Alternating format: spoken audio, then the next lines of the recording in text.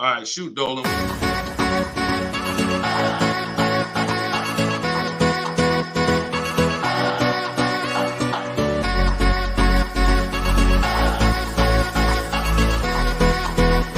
The worst possible thing you could say when you walk into a car dealership. I spent 5 years with Mercedes-Benz, 5 with General Motors, and the worst thing a person could say when they walk in is, if you could just get me to this payment, we got a deal. So your loan's probably still like 19, which means you got to pay to get out. You're upside down. It's called negative equity.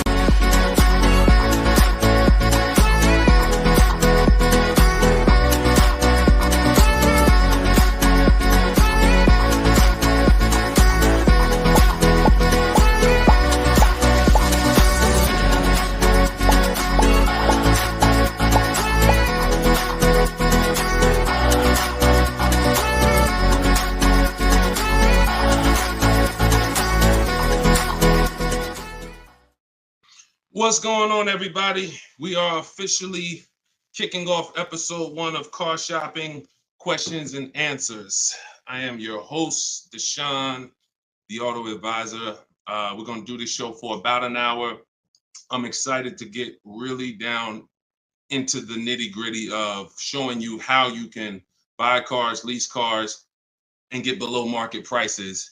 And if you don't know me, I spent 14 years in the car business, 5 with Mercedes-Benz, 5 with General Motors. And now what we do is we devote our time and our energy into teaching you how to car shop with strategy, how to understand the things that you haven't been taught to understand. So we do rapid fire Q&A. And no matter where you're at, I want you to start typing your questions. We're live on 4 platforms right now. And this whole broadcast is going to be sponsored by my new book. It's a digital book. It's called Cars from Home: 7 Steps to Saving Time, Money, and Avoiding Dealerships. There's a link in every single post so you can get your copy at 75% off for the next 30 minutes. But while we're here, let's go deep. And everything I'm going to be teaching you is going to be out of my book. And all of your questions are going to be answered in one of our 7 steps. So start typing your questions. I got my man Dolan in the background. I see a lot of people on TikTok, but I don't see the questions coming in on TikTok yet. And TikTok, y'all usually are the ones that send the questions the fastest. So let's get these questions up. And so Dolan can start loading them onto the show and we can get down to business. So Dolan, kick us off when you're ready. 75%. Yes, 75% off is today, SS. That's from YouTube. Yes, you can get it for the next 30 minutes. It's normally $97. But it'll be in your inbox in about 5 minutes at 75% off. So let's go, Dolan. When you're ready, if we've got the first question, let's kick it off. Okay, this one's from YouTube. Hello. Thank you for all your advice. We're looking at the car on Copart, and it was a salvage title. What is your experience with these types of auctions? So I don't get into teaching about salvage titles. I'm going to tell you why. I consider that to be like foreclosures. I'm not telling you that there's anything wrong with these cars. What I am saying is they're like foreclosures in real estate, which means you should be learning from someone who actually lives that life every day, because there are many risks. When a normal person starts entering into a high risk market, the rewards could be high, but also the risks are high. So I would tell you to find someone who's buying salvage title, buying at auction, and learn from that person.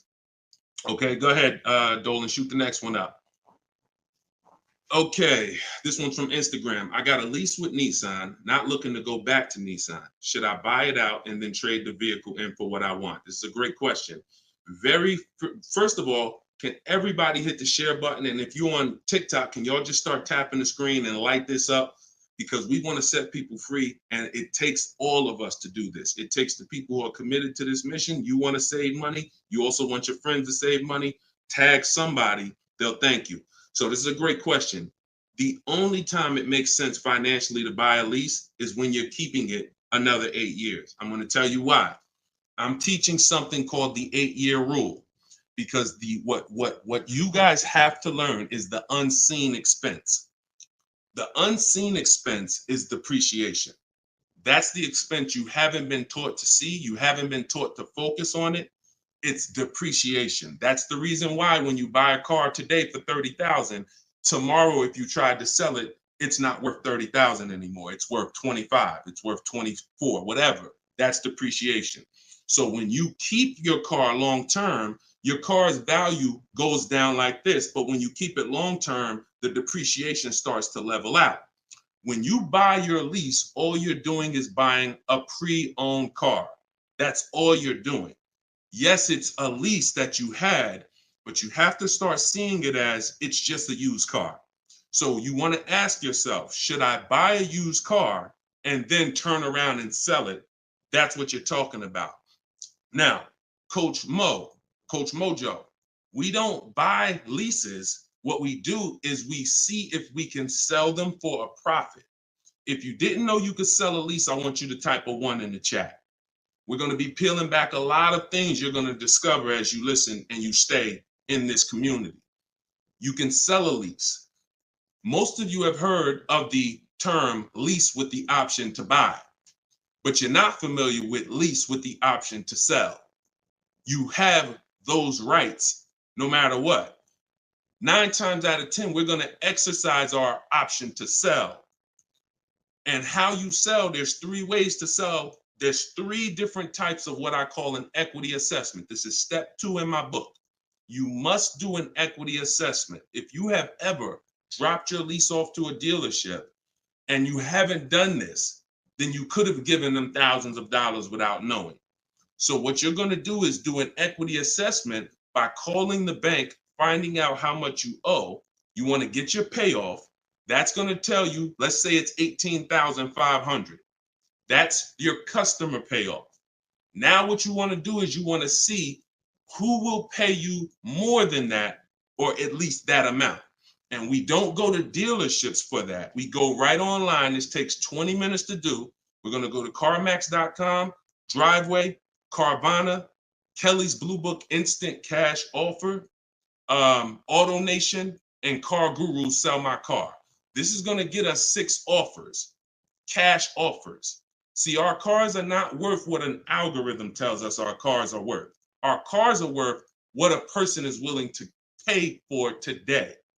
And when you see those numbers, that's going to tell you if you have equity versus not having equity. So the short version of your question is, Coach Mojo, you shouldn't be buying your car unless you're planning on keeping it another 8 years, because we teach something called the 8-year rule, which is if you're not keeping your car 8 years, you're not going to outlive the depreciation drop in value.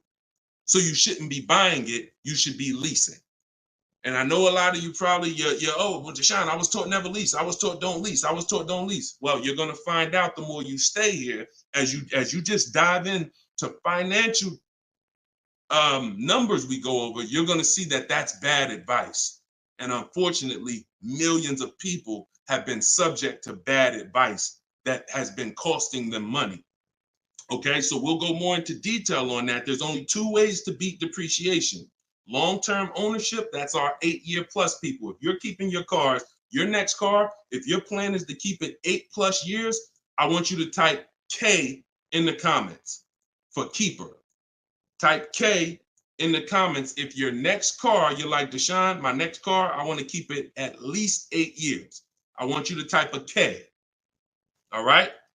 Now, if you are not keeping your car at least 8 years, then you should be shopping for a lease, because that's how you're going to avoid depreciation. We're going to talk more about leasing, because you cannot just get any lease. You have to get what I call a good value lease. We'll go more into detail on that. But that's the foundation, Coach Mojo. Answer those questions first before you think about anything else. All right?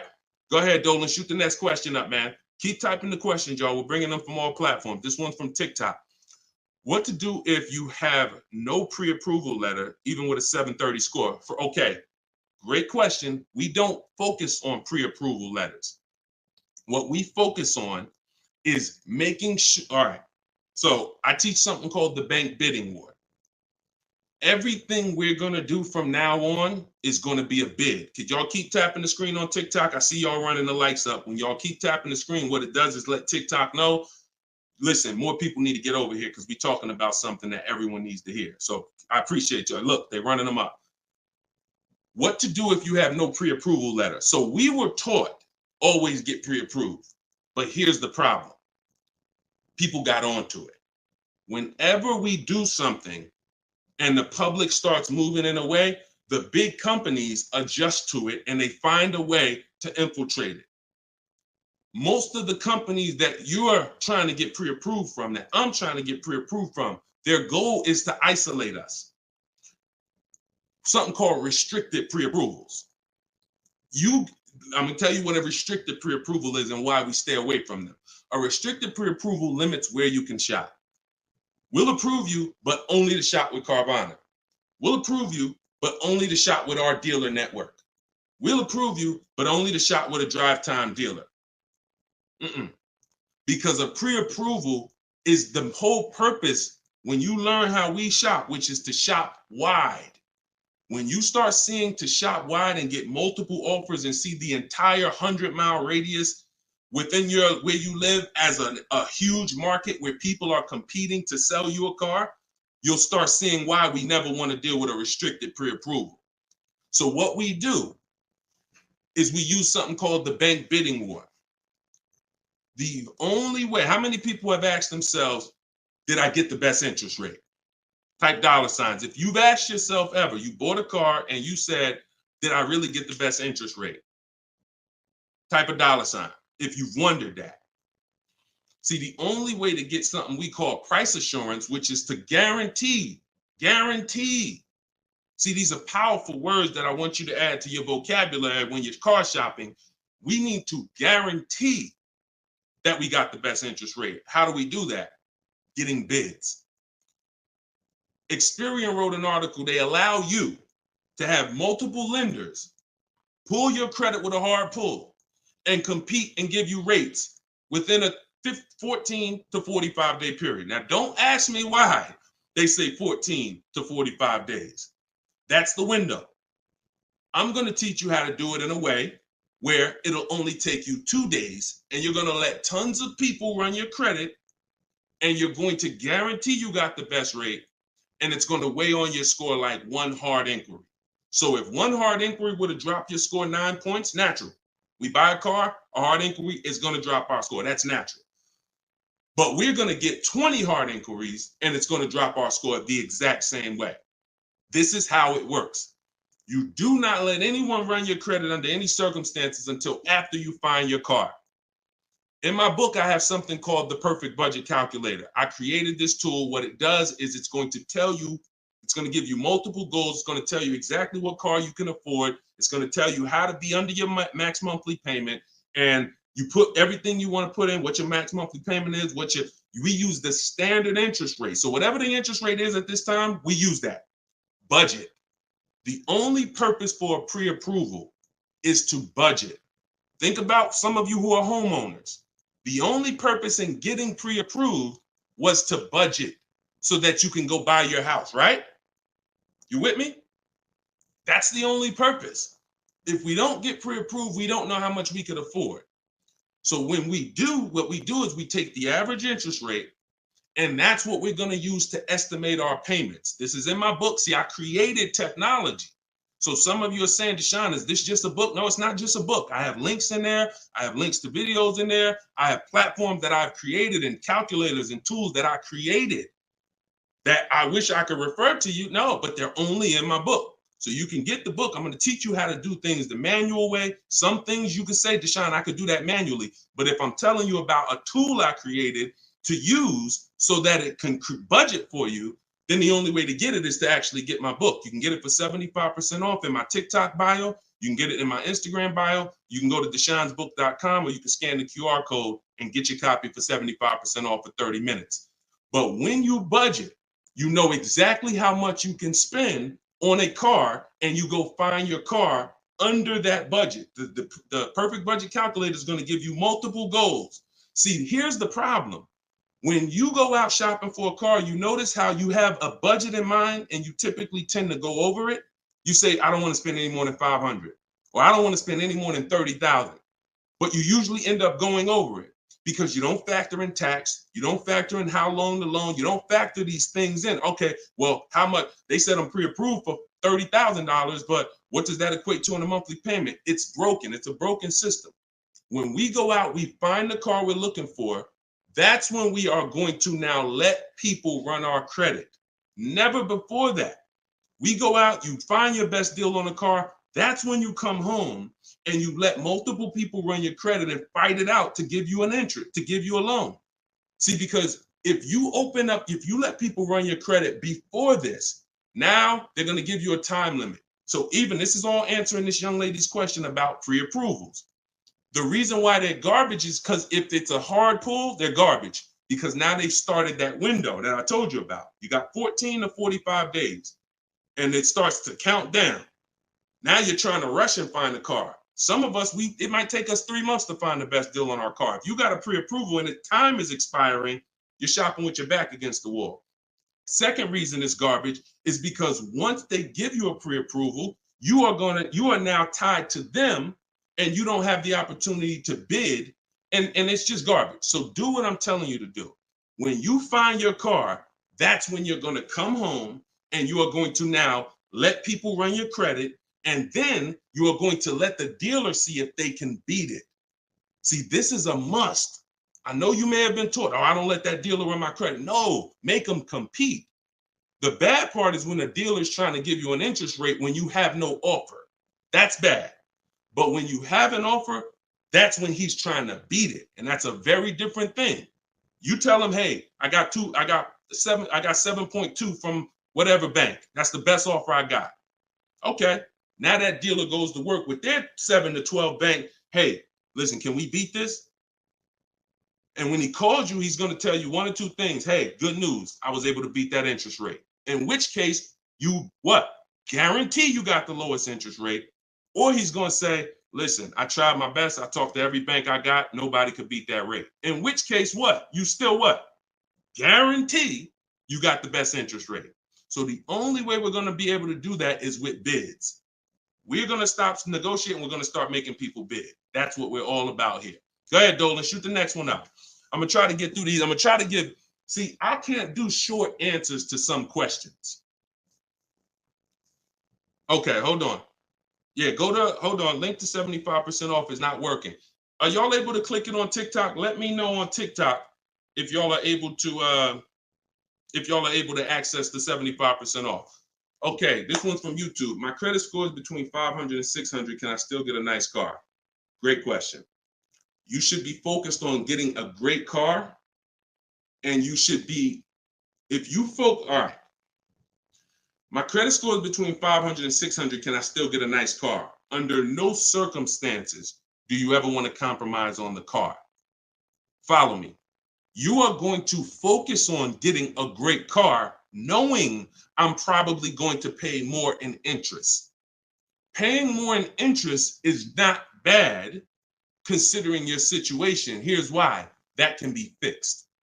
Refinance, that can be fixed. But if you get a bad car, that cannot be fixed. So we have resources. I use a company. I refer people to LendBuzz. LendBuzz will work with people who have challenged credit. But here's what you got to know. You can't let them dictate how you're going to shop. You must have your own shopping strategy. Now, there's two situations where if you have bad credit, how many years are you keeping the car? That's the question. If it's 8+ years, then no problem. I'm going to get the best car I can find. I'm going to pay a little bit more in interest, but as soon as my credit's good, I'm going to refinance that loan. Problem solved. Second person is Deshone. I'm not keeping my car 8 years, but I need a car now. Perfect. You should be trying to set yourself up for a lease in 2 years, in which case you want to get the least expensive car that you can get a loan on. $10,000, $12,000. You're going to use that perfect budget calculator, or you just want to say $10,000 to $12,000.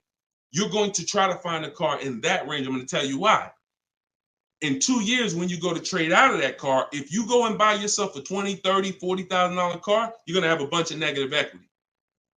And what that's going to do is that's going to stop you from getting a lease. This is what people do. Oh, Deshone, I couldn't qualify for a lease, so I'm gonna go out. I want to get that Dodge Charger with the big engine in it because I can't sacrifice for 2 years. I can't be out here looking like I don't have a nice car, problem. I can't help you. But if you're willing to say, because I'm gonna tell you why. I'm gonna tell you why. When you get that Dodge Charger, you usually forced your way into it, bought an older one, paying a high payment, high interest. So in 2 years, when you think you're gonna trade out of it and go lease, you're gonna have a hard time because the negative equity is gonna be so severe. And when you have that $600, $700, $800, $900 car payment, chances are you might miss one of them. This is a disaster because we can't sacrifice. So what I'm telling you to do is say, all right, if Deshaun's telling me that the best move financially is for me to be leasing because I'm not keeping my cars 8 years, I need to be getting great leases, but I can't qualify, then my mission is to qualify. That's my mission. So when I look at what that take, what did that take? That means I'm going to get a car now, and that's going to be my sacrifice car. That's going to be my car that I drive for 2 years, build my credit. It's not going to be my perfect car. My perfect car is going to be when I drive a brand new lease off the lot 2 years from now. This is my setup car. So I'm going to make sure I get a low price car where I won't miss a payment. I'm going to build that payment history. I'm going to have minimal negative equity. And then in 2 years, I'm going to make a power move. That's the short term and the long term. That's why it's important to know, is this a long-term car or is this a short-term car? Very important to know. If it's long-term, I told you what to do. You buy a car, refinance later. Short-term, you should be setting yourself up for a lease in 2 years. Buy yourself an inexpensive car, low loan, small loan, and get ready to trade that in 2 years. But you must get a great car in either situation. You can't sacrifice the quality of the car or the whole plan goes to hell. Your car breaks down midway, plan is scrap the plan. So we never compromise. So check this out. I see as soon as you purchase the book, I give you a support email because I do not DM me about products. Everyone gets a support email because we want to handle those issues immediately. DMs I barely see. Thank God we got 2 million plus followers. I can barely see DM. That's why as soon as you get a book, I say screenshot this screen. If you don't get that book within 5 to 10 minutes, check your spam, check your junk. Then you go and you contact support and we'll make sure we email you that copy manually. Okay, because that's what we do. Don't DM, use that support email so we can make sure we take care of you. All right, shoot the next one up, Dolan. Great question so far.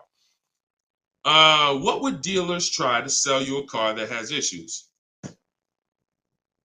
Don't sign up for these answers. That's why does the sun rise in the east and set in the west?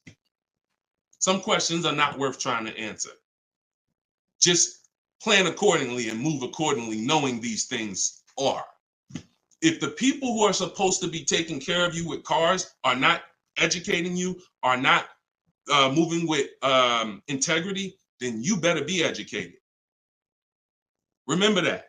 If the people who are supposed to be taking care of your money, when you come to buy a car, lease a car, that's a $10,000 to $100,000 transaction, some of you. If those people are not moving with integrity, and you cannot guarantee that, a smile doesn't guarantee that, talking nice doesn't guarantee that, you better be educated. And the people who are going to move like the way we're going to move, the way you're going to move if you're listening to this, the way you're going to move if you have my strategies in my book, the way you're going to move when you learn how to car shop online and make people bid, you're going to be educated where no one can take advantage of you.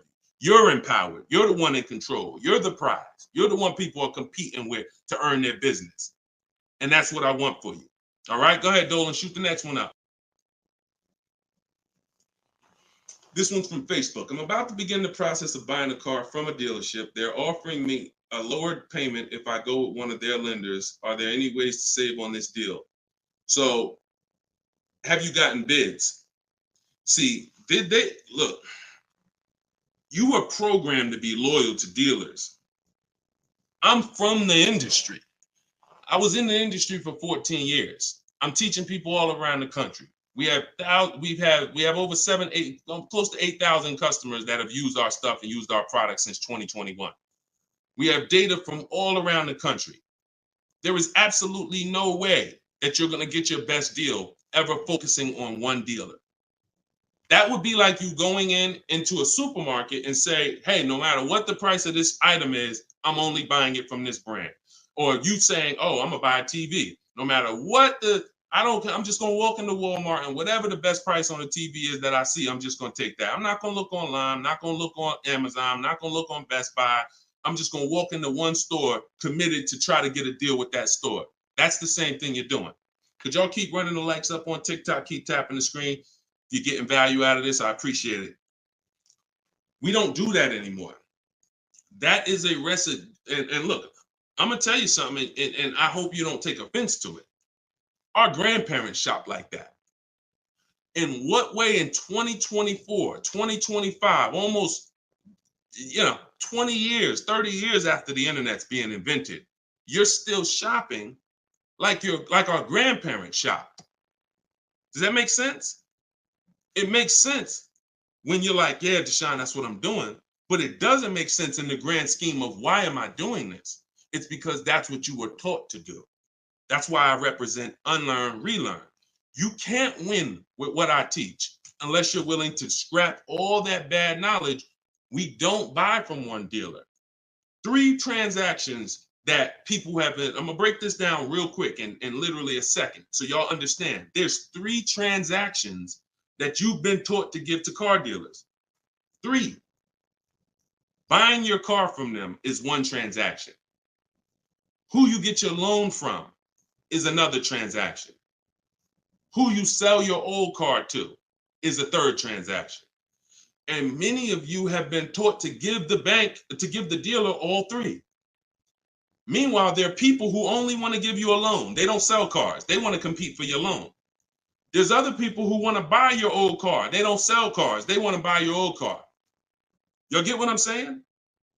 Type a Y for yes, if you're understanding that you have to start breaking these transactions into their own transactions. You can't maximize and guarantee you're getting your best deal mixing 3 transactions or 2 transactions into one. You can't do it. We're breaking them up. And now once we break them up, how do we guarantee we get the best offer in each one? Bids. So you understand? So what we're doing is we need to see our old car, our old lease, our old car that we have that we're replacing. Who I'm going to sell that car to is one transaction. And whoever's going to win the bid gets the car. Who I'm going to get my loan from, that's another transaction. And whoever wins the bid gets my loan. Who I'm going to buy my car from, that's another transaction. And who's going to win the bid gets the car, gets to sell me the car. And we do this in 60 minutes. See, what you're going to see, watch this. Let me show you Frina. Frina just picked up her Jeep last week. Look at the deal she got. This is why you're never going to get these deals walking in the dealers. You're never going to be able to guarantee your best deal walking in the dealers. You're going to sit at home and be in control. Look at Frina's deal. She said, look, I'm a proud graduate. Cards from Home that's our video library. And, like I said, I coach people all around the country. She said, I picked up this baby yesterday. Look at the date. 2024 Jeep Grand Cherokee Anniversary Edition. Followed the program, used all the scripts. I have scripts in my book. I have scripts that we don't talk. Because if you have to talk, you run the risk of messing something up. No offense. I'd rather you type. If you'd rather type than talk, type a 1. So contacted the dealers, sealed the deal, $579 a month. Look at the MSRP on this car. She got a hybrid one, $65,000 vehicle, almost 66. Her best deal, who won the bid, was a 0.88% lease. That is unheard of in the world. See, I teach something called the 1.5% rule for knowing when you're paying too much for a lease. The 1% rule has been around since way before I even got in the car business. If you could lease a car for 1% of the MSRP, no money down, no money out of pocket, you stole the car. This is 0.88%. I owe it all to Deshone. Without this program, I wouldn't have had the tools to shop from home. Shopping from home the right way is how you're going to win. Some of you may have tried, Deshone. I tried. It seems hard. Yeah, because once the internet was invented, internet salespeople got invented. And internet salespeople are trained to make it hard they got to make money. And what they're going to do is they're going to make it hard for you to get a deal done because half the time you don't even know the information you need to give them to get a quote. Hey, I got to give you where I work at, see if I qualify for any rebates. I got to tell you what cars are in my household, see if I qualify for any rebates. I got to tell you, what affiliations I have. I got to tell you what my date is. I have something called a no later than date. What's my deadline? Hey, I could buy a car, Deshone. I don't need a car for about 3 months. Should I start shopping now? Yes, you should. Because if you get in the market now and you can buy a car today, but you don't need it for 3 months, that's called leverage.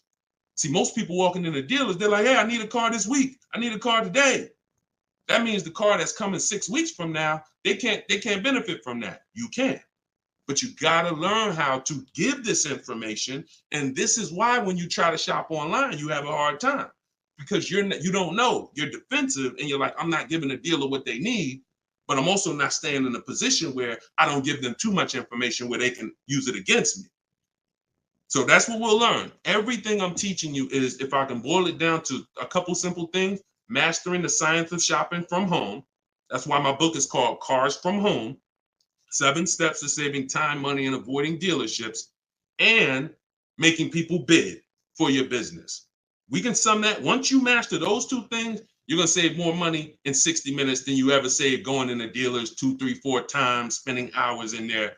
And you're going to have price assurance, which is guaranteeing that you couldn't have saved any more money. That's what Freenah has. That's what I want you to have. Go ahead, Dolan. Shoot the next one up, brother. Keep typing your questions, y'all. We're bringing them in from all platforms. Let me bring Freenah's pick down. All right, perfect. Shoot the next one up. All right, I'm trying to fly through these, y'all, but I can't give short answers. You get what I'm saying? I got to give you the full answer. Can you get a great deal on the lease vehicles on a Range Rover? Okay, great question. You can't control the lease program. The lease program is what's going to dictate when the dealer wins the bid. Let's say a dealer, I always teach, when you start getting bids on a lease you should see about at least a $3,000 to $5,000 difference from your best offer to your worst offer. Now, sometimes it's more drastic than that. You're doing it, you'll see a $7,000 difference from your best offer to your worst offer, but you need to see a spread. I'm going to tell you why. 80% of dealers are overpriced. So when you start getting offers, if you don't get enough offers to where you see that spread, you haven't gotten enough offers. I teach you need to get at least 5. In my book, I have something called the 25 to 5 strategy. So once the whole purpose of a bid is to find the dealer that's willing to discount the car and sell the car lower than all their competitors. And if there's any rebates, to disclose them to you. That's only going to come through bids because you don't know who you're dealing with. An 80% dealer is not going to tell you all the rebates. An 80% dealer will tell you, okay, yeah, there's no rebates, but there actually is. 80% dealer is going to say, all right, yeah, there's $1,000 rebate. Hey, but there's actually $2,500. So you can't depend on an 80% dealer. You have to get multiple offers and reveal who the actual dealers are who is going to win the bid. Now, once that happens on a lease, the lease program is in the background. And if the lease program is trash, then you're going to be over 1.5%. And over 1.5% means the payment you're paying when it's more than 1.5% of the MSRP. That means you're paying too much for a car you're giving back. See, I was concerned to start making lease videos because I knew when people started finding out how good leasing was, they were going to just go into dealers and say, hey, work me up a lease. Problem with that is, if you don't know how to get a great lease, you're going to get a bad lease, sign up for it, and it's still going to be better than your history of purchasing. So you're going to think you won, but you left thousands of dollars on the table. So I don't want to teach you about going after leases until you learn how to get multiple offers so you can reveal the best deals. But what we do is we always with leases have 3 options because we can't control the lease program. And if we can't control the lease program, we need to have a bet. Because look, y'all, there's tons of companies out there that are offering bad leases and people are signing up for them. especially some luxury brands. Every car has a different lease program. Luxury brands will say, hey, we're going to put a bad lease out there because we know we can ego sell people, which means, hey, come on, Mr. Jones. Come on. How long you been driving Range Rovers? Man, I've been driving them for 12 years. All right, well, come on. You really gonna leave Range Rover over a couple dollars? Yeah, but I mean, the lease seems kind of high. It seems like, I'd be better off buying the car. No. If you don't know that, they're going to ego sell you. So until people stop signing these bad leases, we are not going to get to the point where some of these banks say, all right, we got to stop with the bad lease deals. Now, conversely, opposite end, there's phenomenal lease deals out there. Like Yusuf Rena. I'll show you a couple more before we jump off the show. So it's harder to get a great lease deal because there's a lease program. It's easy to get a car if you're buying brand new through bids. Easy to save thousands of dollars. But we can't dictate the lease program. And we're not going to sign it. I will never say to you, sign a bad lease. Dealer will tell you, oh, look, I'm beating all my competition. Phil, man, look, I'm saving you like $6,000.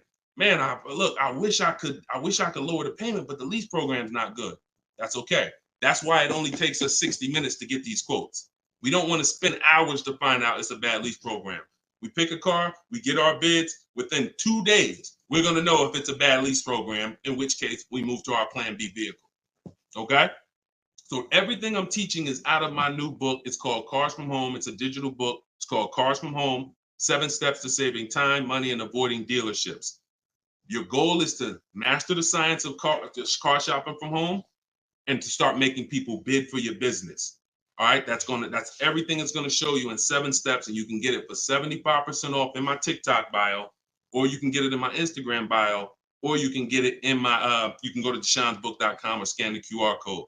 Go ahead, Dolan, shoot the next one up. This one's from TikTok. How do I get out of negative equity? 3 options for negative equity. That's it. And after I tell you these 3 options, I need you to know the cause. The cause is super important because I can give you a Band-Aid, but if you don't know the cause, you're going to continue to be in trouble. 3 options. 2 lead to a new car. 1 doesn't. Negative equity is the bad credit to people with good credit, because if you have too much, it will stop you from getting your car. So your first option with negative equity is to pay it off. Here's what happens. You want to use that equity assessment process that I told you about a little while ago. You're going to call your bank, find out what you owe. After you find out what you owe, you're going to go to those websites I mentioned, CarMax, Driveway, Carvana, Kelly's Blue Book Instant Cash Offer, AutoNation, Car Guru, Sell My Car. That's going to give you 6 cash offers. These people are bidding on cars every day. They usually put their best offer out there. In 30 minutes, you'll have 6 offers. They pay more than dealers on average. In fact, 2 or 3 of those bids you're going to get are actually from dealers. So it's a nice mix of offers. 3 of them are from online car buyers, CarMax, Driveway, Carvana. 3 of them are from car dealers, local car dealers. So it's a nice mix, but they're bidding. That's going to lead to the least amount of negative equity because remember, when you get bids, you're getting the most value. You're getting the most savings. You're getting the most money when you are getting bids. So let's just say you pull your payoff and it's $16,000. Your highest bid is $14,000. That means you have a $2,000 negative equity gap. You are much better off coming up with the $2,000 and paying that car off and going into your next transaction clean. That is the best way to go.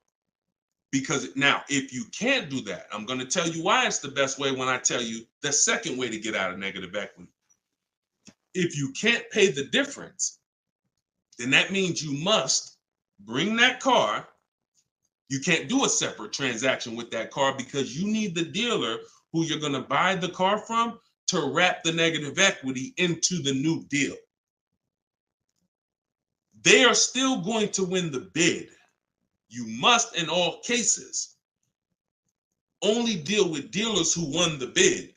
But once they win the bid to sell you the car, now when you come to them, You're gonna now bring your old car into it and see what it's worth to them. When you see what they can pay for it, you're going to see in most cases, it is not going to be the highest number you got from the online buyers. So if the online buyer's highest number was 14, maybe that dealer can only pay 12,200, 12,500. And you might say to them, hey man, but CarMax was offering me this. They're not going to be able to match it in most cases. It's just not possible because they can't win both bids. If you start buying cars for the most money, selling cars for the least money, it won't take you long to be out of business. That's probably what happened to Vroom. They were buying cars for the most money and then trying to sell them, and they weren't able to make the profit. So we must separate the process, but if you can't pay the difference, you now must bring your old car into the process after a dealer wins the bid, introduce them, hey, this is the car. Now, they've already won the bid. They beat all their competition to sell you a car. So they've already proved they're a 20% dealer. Now you're bringing your old car, and you're going to see that if I would have sold it to them, I would only had 2,000 negative equity. But bringing it over to this transaction, I actually got like 3,700 negative equity. And there's nothing we can do about that. That's why I said the plan A is always, if you can cover the difference, cover the difference. If you can't, that's your only option. Now, here's the third thing. I told y'all 2 things lead to a new car with negative equity, 1 doesn't. If you have too much negative equity, you have to understand loan to value ratios. Loan to value ratios have nothing to do with credit scores. That's why I call negative equity the bad credit to people with good credit. When you bring your negative equity over, the bank is only going to lend a certain percentage above the price of the car. So if the price of the car is 30,000 and you have good credit, the bank might only lend 36. They might only lend 20% more, 25% more than the price of the car. So if you're coming over and you're trying to do a no money down deal, which is what we do, we shop with no money down. If we can make no money down deals and we can get the car payment to where we want, if we can get the whole deal to where we want with no money, that's what we do. You know, it's different when interest rates are higher. We typically put more money down to avoid paying more high interest. But when it comes to us shopping, we always shop with no money down. So if you're trying to do a no money down deal and you are trying to bring all this negative equity over and trying to not just finance the price of the car, but the tax, the fees, and negative equity, you run the risk of blowing out the loan to value ratios, in which case you're not going to be approved. You could have a 900 credit score. They're going to tell you you got to put money down because you can't finance all that negative equity. So it depends on how much. And if that's too high and you can't put down money to actually make a difference, then you're going to need to stay and pay down that car for a couple more months or even maybe a couple more years to lower the amount of negative equity. So that's how you get out. That's all in my book. 3 ways to get out of negative equity. But what you got to know is the cause. Only legitimate reason for negative equity is because you had an emergency and you had to switch cars. Now, if we go by things that can be prevented, like Deshone, I bought a car, it's breaking down. Well, that means you bought the wrong car. We can prevent that with knowledge. Now, if you say, Deshone, I just wanted a new car and I switched it, that's costing you. And because you don't understand leasing, see, 90% of the time, 10% we give to emergencies. Deshone, man, I had a sedan, then I had twins, I had triplets. I need to get an SUV. I got to switch the car. Understood. Legitimate reason. Switch the car, stay in it long term, pay off, and keep the car. But 90% of the time is you don't understand leasing. And you buy your cars, you take out 5, 6, even God forbid 7-year loans, you switch these cars in 3 years, 4 years, you always have negative equity and you're overpaying by thousands of dollars. That's the cause.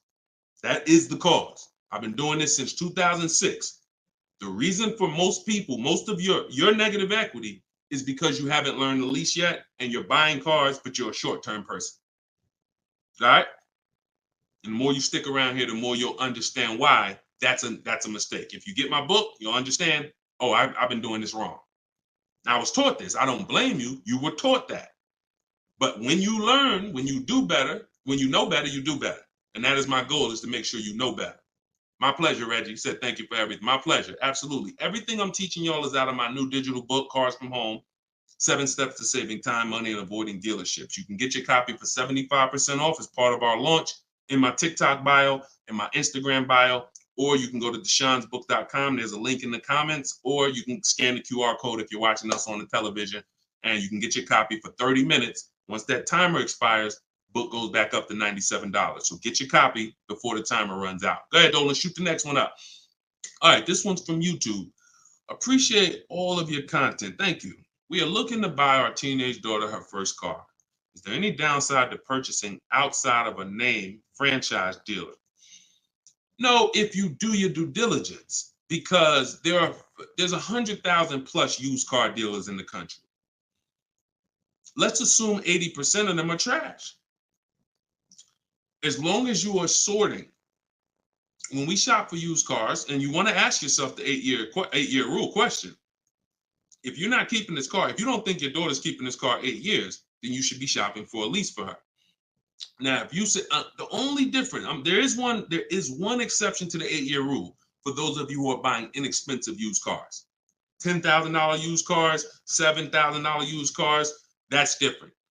That's different. I call these smart cars, not the little smart cars. It stands for saving money at the right time. So if you're buying these cars, my brother does this. He buys pre-owned cars. He gets them $10,000, $7,000, $5,000, and he drives them. He pays very little money. Sometimes he sells them and makes a little money. That's different. But the mainstream cars, if you're not keeping them 8 years, $15,000, $20,000 used cars that you're buying, you're going to see the 8-year rule is the gospel. You should be buying cars if you're keeping longer than 8 years. You should be shopping for aggressive leases if you're not keeping 8 years. So let's assume you're going to keep this car 8 years. When we are buying from used car dealers, y'all, we are absolutely shopping 100-mile radius, at least. That's usually where we start.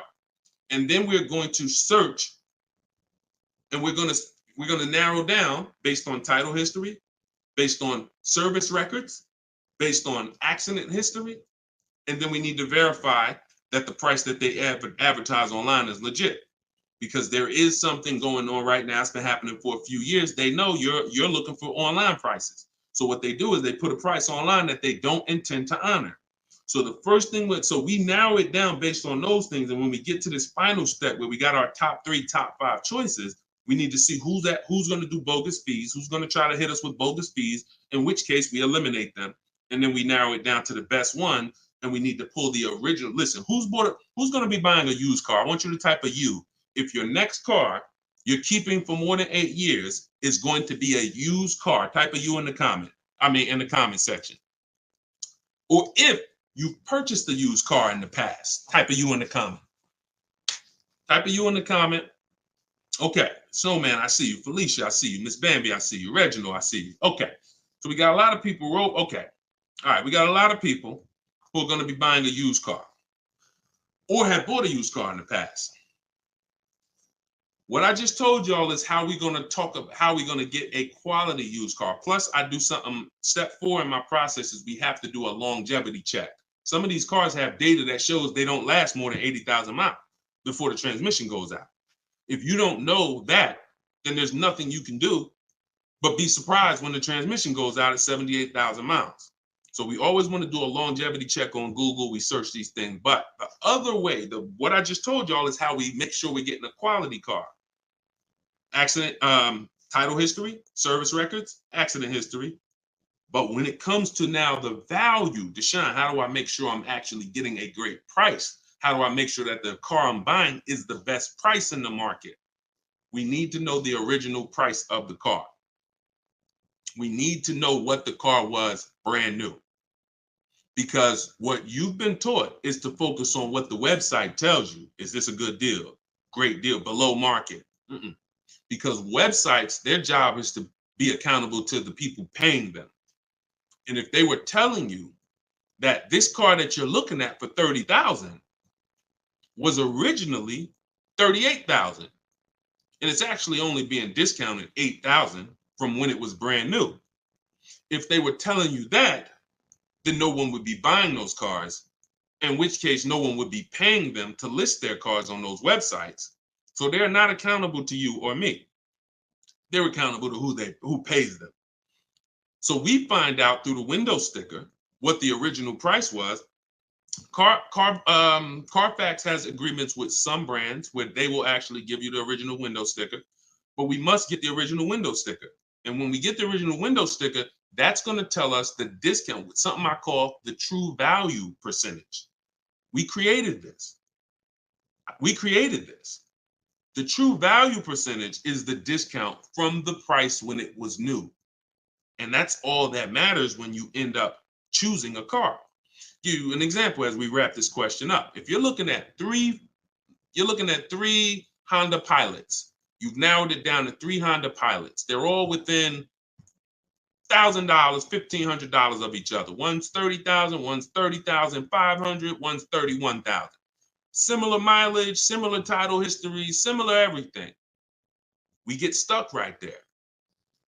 We don't get stuck when we get the original window sticker and we see that one of those Honda Pilots brand new was $45,000. One of them brand new was $49,000. One of them brand new was $53,000. You see how immediately access to that information separated the value? They all look similar. Type $ if you got that revelation. If you understand that just that bit of information. I'm looking at 3 cars, they all look similar. Dag, they all look good, similar mileage, similar price on these websites. Which one do I pick? Man, I'm stuck. Knowing the original price, one's 46, one's 49, one's 53. The one that's 53 immediately becomes way more valuable than the other 2. That's what we're talking about. See, it's my job and my mission is to show you how to car shop online, show you how to master the science of car shopping online, show you how to make people bid for your business, and to show you where the hidden money is that you have not been trained to see. Everything I'm teaching is in my book. I don't hold back on these lives. You guys can tell. But if you're like Deshone, I want all this information in one place. I want to be able to use this as my car shopping Bible for the rest of my life. Digital book, Cars from Home, 7 Steps to Saving Time, Money, and Avoiding Dealership is in avoiding dealerships in my TikTok bio, in my Instagram bio, and it's 75% off as part of our launch. Get your copy, use it, and win. All right, let's go, Dolan. Shoot the next one in. Great questions today. Let's go. Keep typing them, y'all. We're going to try to get through as many as possible. How many miles can you drive a leased vehicle? Great question. Many of you were taught that you have to take what they give you. Or some of you were taught they only do 10,000 miles a year on a lease. All of that was bad information. You pick the mileage on your lease, and there are leases that go up to 30,000 miles. Now, some of you might say, well, who drives 30,000 miles a year? Who drives 25,000 miles a year? If you drive 25 or 30,000 miles a year, type HM in the comments for high mileage. So when you think about that depreciation curve that I told you about, your car's value normally, if you're a normal driver, your car's value goes down like this. If you're a high mileage driver, your car's value goes down like this. And so the mission is always to avoid the unseen. This is the unseen expense. I want you to always keep this in mind, because as long as you keep this in mind, buying versus leasing is going to be paramount to you, because you want to avoid this. If you're buying cars 2, 3, 4, 5 years, switching them out, you're switching them out when they're losing the most value. But long term, the value cools off, the depreciation levels out. You don't lose as much value over the years. Some of you have cars that's been outside for 8, 9, 10 years. That car is going to be worth about the same amount it's worth today, a year from now. You've won. That's the goal, to get to that level. If you're buying, if you're like Deshone, I'm not keeping a car 8, 9, 10 years. I'm not going to ever reach that level. Then you should be shopping for leases to avoid the depreciation hit. So when it comes back to 83rd degrees question, you can tailor a lease up to 30,000 miles a year if you want. And here's where I learned this. I was a manager at Hyundai for 6 weeks. Guy came in. He was returning his lease on a Hyundai Sonata. I was doing the lease return for him. And I said, hey, you leased this? He said, yeah, I always lease. I'm in sales. I'm on the road. every day. I used to buy my cars, and I would have a bunch of negative equity all the time. I was just losing thousands of dollars every time I went to replace the car. It wasn't worth what I owed on it, and I just kept rolling it over. I stopped doing that when I found out about leasing. Now, same time he's telling me this, I know that I've also sat with people who came in with high mileage with 10, 15 grand of negative equity. So what he's telling me, I've experienced, and I'm trying to help these people and dig them out of this hole and help them get another car, but they have a ridiculous amount of baggage from the old car. So he told me that, and I saw his payment, and I said, man, this payment is only like $175 a month more than a really good deal on a regular lease. And so from then I understood. I'm going to teach people that you need to understand, if you get a great lease deal and then you bump the mileage up from 12,000 to 22,000 or whatever you need, you're going to pay thousands less than if you bought the car and just took that depreciation hit. You bring that car back with 75,000 miles in 3 years, the car is worthless, but you still owe $17,000 on it. That's the difference. So leasing mileage, you pick it, and you can customize it up to any amount. But we always shop for 12,000 miles a year. Always. We don't shop for high mileage leases. When we get our quotes, if you're using what's in my book, the 25 to 5 strategy, we get our quotes with 12,000 miles a year. And once somebody wins the bid, then we convert the bid. We tell the winning dealer, hey, could you show me what the payment's going to be with 18,000 miles a year? And then we customize the lease. If we're going to do any down payment, we always customize after we've identified the winning dealer. Great question. Great question. Go ahead, Dolan. Shoot the next one out. Great questions today. All right, keep typing them, y'all. What advice would you give a first-time buyer who doesn't want a car note? Then go save up your cash and go get the best car you could afford. But why is it we always, Whitney, just send an email to support. If you're having trouble getting your book, just send an email to support. We'll send you a copy manually. Oftentimes it's a little one letter is different in the email. So that's why as soon as you purchase, I always give you that support email so that we can make sure you get your book. Okay? But what advice would you give to a first-time buyer who doesn't want a car note? Save up your money, get the best car you can afford. But here's what I want to ask you. Why is it that the only time we want to avoid a monthly payment is with a car? We don't say to the electric company, I don't want a monthly payment. We don't say to the water company, most of us who are buying a house, we have a mortgage. Most of us who are renting, we pay rent every month. Why is it that the only thing that we say we don't want a monthly payment on is a car? Why? Now, I'm not telling you paying cash for cars is bad, but I'm telling you that if you're dealing with a mindset that is, I'm going to pay cash and save up and get a car that is less than a quality car because I don't want a monthly payment. So I'm going to get a car, save up, scrape together some cash and get a car that is less than I could actually get if I used a little leverage, little loan. See, there's something called over leveraging. I'm going to take a 7-8 year loan to afford a car. That's called over leverage. That means you're trying to get a car that you truly can't afford, but you're going to use the bank's money to actually do it. That's over leverage. That's like going in and saying, hey, I'm going to get a 50-year mortgage because I don't want to buy a $300,000 house, $400,000 house. I want to buy a $600,000 house. So I'm going to get a 50-year mortgage so that I could afford the monthly payment. When you do this, there's, again, cash buyers. Nothing wrong with that. But I'm concerned with the mindset, the reasons why. Because the reasons why it makes sense to pay cash is to avoid the interest if interest rates are high. 7, 8, 9%, you want to pay cash? Great. But there are people who come into the dealer. I was blessed to work in some very affluent towns, white collar and blue collar towns. So I had people making 30, 40,000 a year. I had people making 30, 40,000 a month. And what was interesting to me is those who were able to afford paying cash for the car could write a check, because when I would ask them, how are you going to pay for the car? They would ask me, well, what are the rates? If I had a 0% interest rate or 1% or 2%, if their money was making money for them, they wouldn't put it into the car because they see the car as a depreciating asset. What does that truly mean? When I put $30,000 into the car, what is my $30,000 worth to me in 5 years?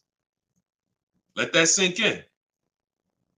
Anybody who's paying cash for a car, if you're bringing money out of stocks where you're getting 8%, 7%, 10%, bringing it out of real estate where you're getting 10%, 12%, 15%, when you put that $30,000 in a car, what's that car worth in 5 years, y'all?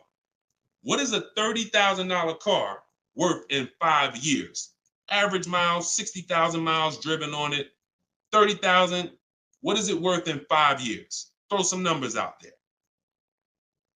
Throw some numbers out there. Let's see. See what we come up with. My guess is 30,000. Knew that car in 5 years is probably worth like 14. Okay, Pink Butterfly said 13. 19 is too generous, I think. 17, 12. See, some people may be confused about this seller's market we had for 3 years because you might have just sold the car in 3 years and made some money over the last 3 years. That market's gone. So you might have really said, Deshone, I bought a car for 30 and I sold it in 3 years. I sold it in 2022 and I got 23 for it. Well, that's never going to happen again unless we have another, worldwide inventory shortage, in which case resale values go up. Normal market, yep, 12, 13, 14, 15 generously. So a person who's looking at their cash and what their cash is doing for them, they look at that.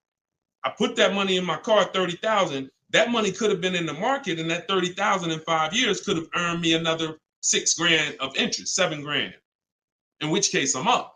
But at that 30,000 in the car is worth now 15 or 14. So these are the things. I don't teach one size fits all. I teach custom. I teach it depends on what you're doing with your money. If your money's invested and interest rates are low, then leverage a little bit. If your money's not invested and you're like, Deshone, I got my money in the mattress, I got my money in the bank, I'm not really doing anything with it.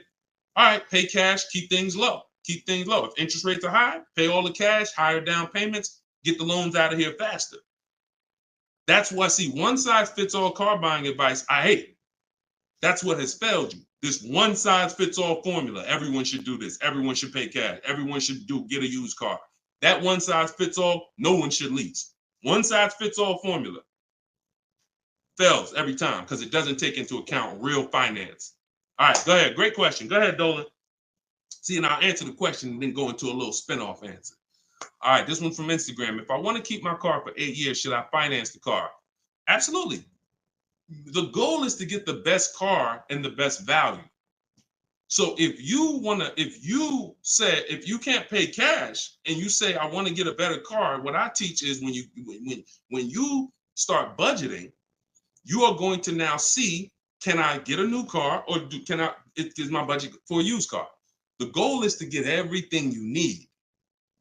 And really, if you could get everything you want, even better.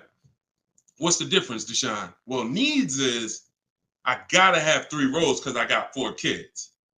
Needs is I need a car that has enough power to get me on the highway because I'm on the highway a lot and I can't have an underpowered car. That's a need. A want is I want the leather, I want the big sunroof. So you must get all your needs at all times. You cannot sacrifice needs. I want y'all to put these 2 things into very important buckets, needs and wants. Needs and wants is the goal. Once the budget gets compromised, once you get out there, if you see I can't get the car I want with everything I need, everything I want, the wants have to scale back. The wants have to scale back, not the needs. I had a woman walk into Mercedes when I was there, and she was like, hey, I want the big truck because I got kids. I need the 3 rows. And once we worked out the deal and the numbers, she saw the numbers and she was like, oh, that's above my budget. But what about the 2-row one? What about the smaller one? I said, didn't you say you need 3 rows for the kids? Yeah. Yeah, you're right. You're right. See, she's about to take a need out to get a want. Does that make sense? So needs and wants are the big things. Needs will make you switch the car because you didn't get what you need. And when you switch the car, you lose money.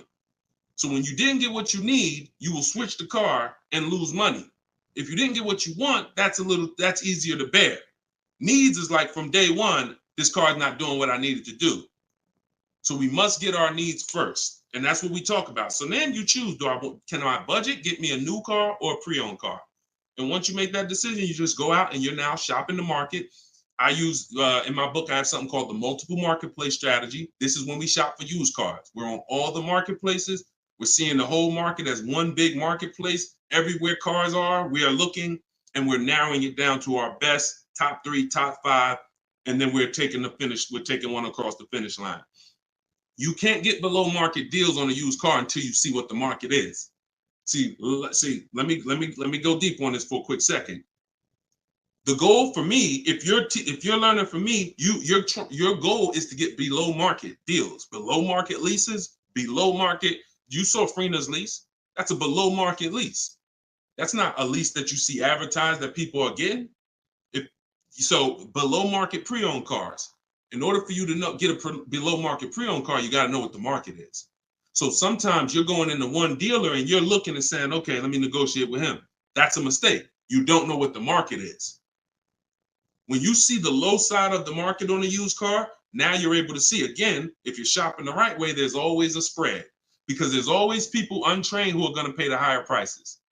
They're going to walk into those dealers. They're going to go back and forth, take $2,000 off. They think they won, but you were negotiating with one of the higher price dealers. So because he took $2,000, $3,000 off, you think you won, but you were at the wrong dealer to begin with. So once you actually see the low side of the market, we zero in on that. And we zero in on that, and we look to take one of those deals across the finish line. Can't get below market deals if you don't know what the market is. That's why when we look at used cars, we're not looking to buy the first day. We're not looking to buy the second day. Sometimes some of you are like, Deshone, I got a couple months. You might want to watch the low side of the market. You might want to, we always get alerts. When we go in, this is all in my book. If you like Deshone, I want to know all of this. I need this in my hand. It's in my book, Cars from Home. 7 Steps to Saving Time, Money, and Avoiding Dealers. 75% off in my link, in my bio, TikTok, in my bio, Instagram, or go to deshonesbook.com or scan the QR code. But when we are getting these, when we are looking at the low side of the market, you might want to watch it. You might want to watch it and see, okay. And then we have alerts on. So every new car that pops up on these marketplaces, we get an email immediately. So we get an email immediately, and if I know that the low side of the market is 22, 23, the minute that car comes on, I'm going to be one of the first ones on it, where everyone else is going to hesitate. When a dealer gets a new car, typically a person who doesn't know the market, they're going to go in there and they're going to be like, all right, is this really a good deal? Meanwhile, we know the market, so we know in a minute, I'm going to snatch that deal before anybody even knew it was there, because the best deals do not last. And that only comes from knowing the market. All right, go ahead, shoot the next one up, Dolan. Great questions today. This one's from YouTube. What can I do to increase my confidence so I can negotiate more intelligently, stop negotiating, and start making people bid? Who's not a good negotiator? Type me. You're not a good negotiator. Type me in the comments. Not a good negotiator. Type me in the comments. Okay, that's most of you. And I'm a good negotiator, but you can't get guarantees being a negotiator. Pay attention to what I'm saying. I'm a good negotiator. I did it for a living, but I can't guarantee the lowest price negotiating. The lowest price the guarantee of the lowest price. I could be a good negotiator. Negotiator is always going to leave wondering, if you go back and forth with somebody, back and forth, back and forth, back and forth, you always leave wondering, could I have gotten a little more? That's not a guarantee. That's not price assurance. Bids, guarantee, because I'm getting 5 to 7 offers. I'm having in my case, I teach the 25 to 5 strategy. We're connecting with 25 dealers. We're getting 5 to 7 bids. Whoever wins the bid, win. That means you beat 25 dealers to earn my business. That means I guarantee that I paid the lowest price and I don't have to talk. That's why in my book are scripts, online scripts. That's the one part that I can't teach you. I can't teach you. It's not that I'm holding back. I can't teach you what my scripts are that are copy and paste. When they say, hey, when can you come in? My script says, hey, well, I'm actually going to be handling my whole transaction online. Oh, actually, well, we don't quote online. Okay, that's not what other dealers are saying. Should I remove you from my list? See what I'm saying? When we're copying and pasting and we know what to say to everything they're going to type, now we move things forward. We keep it on our agenda. This is all in my book, in my video library. This is what the people who have learned from me for the last 3 years have been doing. That's why you see people like Frina. That's why you see people like Pierre, got himself. He came in, got a 22 CX5. Very big thanks to Deshone the Auto Advisor, educating and empowering me to control the entire purchasing process. The perfect budget calculator really helped me figure out what I could realistically afford. With the true value percentage, we talked about that earlier in the show. Everyone purchasing a used car, true value percentage is what we use to make sure we win, price-wise. I spotted the best deal, 6 similar listings, saved over 20% off the original MSRP. I also shop for my own financing. See how we break these transactions down? You see how he's breaking the transactions down? That's how we get bids in each category. Also, I shop for my own financing, got the dealer bank to match it. See? So we're not doing the shop for my own. Oh, I'm not going to let that dealer run my credit. He knows the bank bidding war. The bank bidding war is all these people are going to bid. So I guarantee I got the best price on my used car I bought. I guarantee I got the best loan because the dealer couldn't beat it, but they were able to match it, which means it saved me the time. I didn't have to go through that. And the dealer, see, we guarantee. That's what I want for y'all.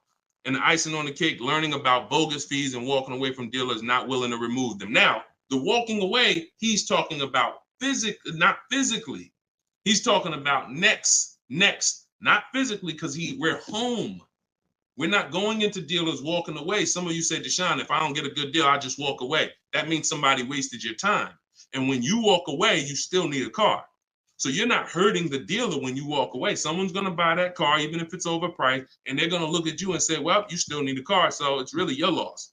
When you learn to do this while you're in your living room, you'll understand I don't need to walk away ever because I'm in control. No one's going to waste my time. And this only comes from mastering the science of shopping from home. That's why my new digital book is called Cars from Home, 7 Steps to Saving Time, Money, and Avoiding Dealerships. Go get your copy for 75% off. Use it. Everything is in there, from high mileage driving strategies to leasing to giving you a video to help you understand leasing. Some of you are like, Deshone, I was taught all my life never to lease. If that's you, type me. What you're going to see is I link you to a video from the Cars from Home library where I actually break down for you leasing versus buying. So by the numbers, so you can understand.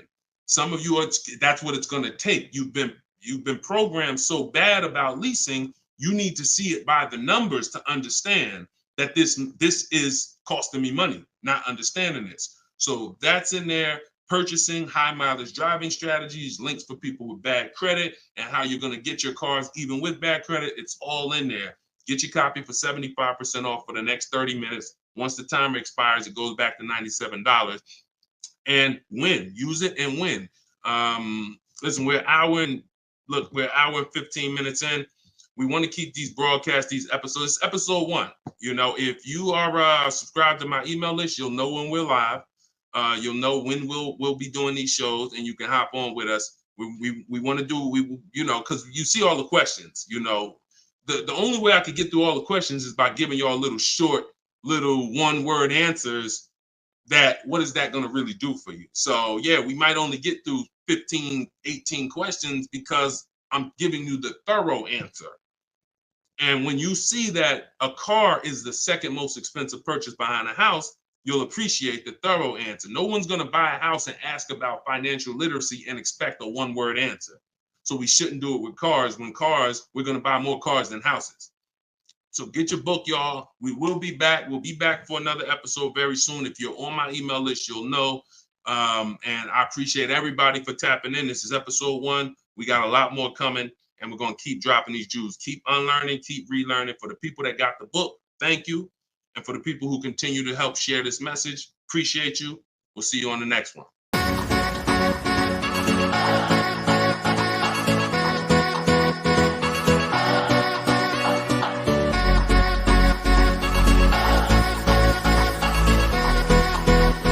The worst possible thing you could say when you walk into a car dealership. I spent 5 years with Mercedes-Benz, 5 with General Motors, and the worst thing a person could say when they walk in is, if you could just get me to this payment, we got a deal. So your loan's probably still like 19, which means you got to pay to get out. You're upside down. It's called negative equity.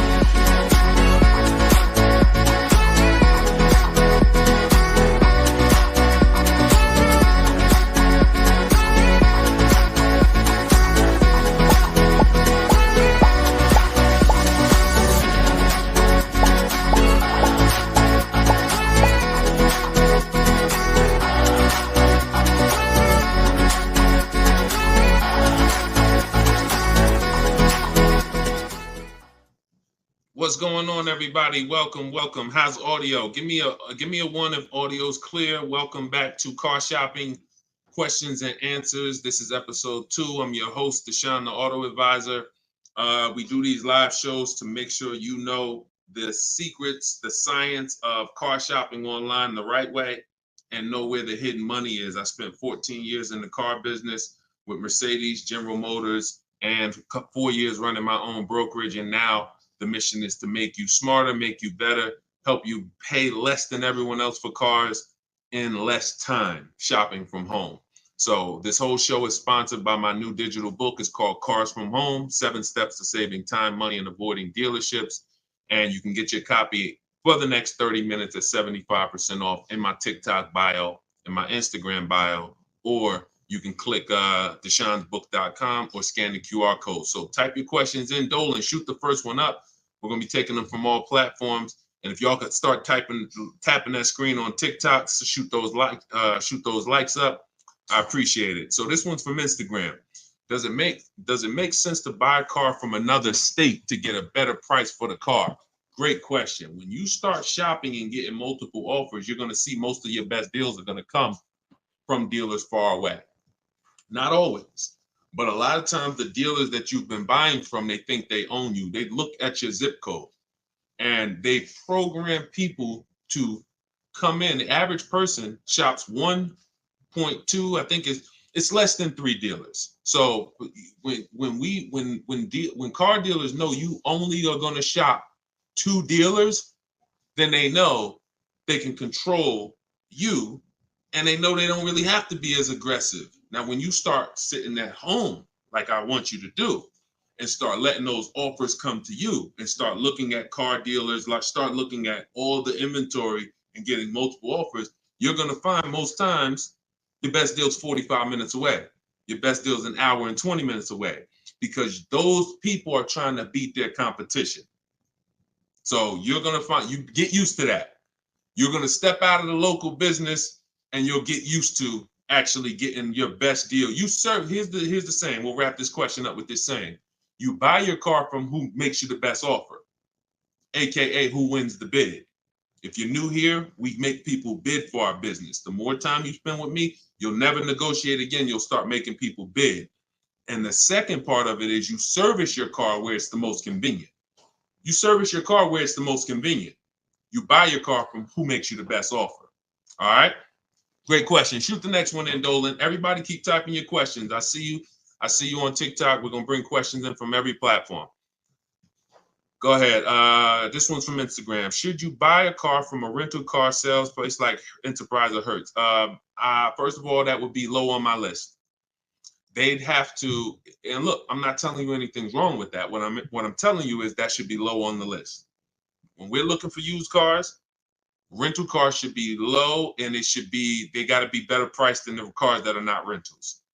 So I'm not going to Enterprise looking for what they have. I'm going on market. We use 8 marketplaces, y'all. When we shop for used cars, I have something called the multiple marketplace strategy. Multiple marketplace strategy is like it's you going everywhere, looking everywhere that used cars are. Example, if you were buying a TV, would you walk into Walmart and just say, all right, let me just look at this TV y'all got. All right, y'all want $1,000 for it?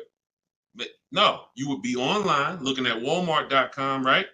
Amazon, Best Buy, and any other website with a TV, right? Type right if that's the way you would shop. You look at someone who just walked into Walmart and say, why are you shopping like that? You see, so we bring the same things to car shopping. Same things. You're going to stay at home and you're going to go on these websites. CarMax is in the running. Carvana's in the running. None of these people we buy from exclusively, they must win the what?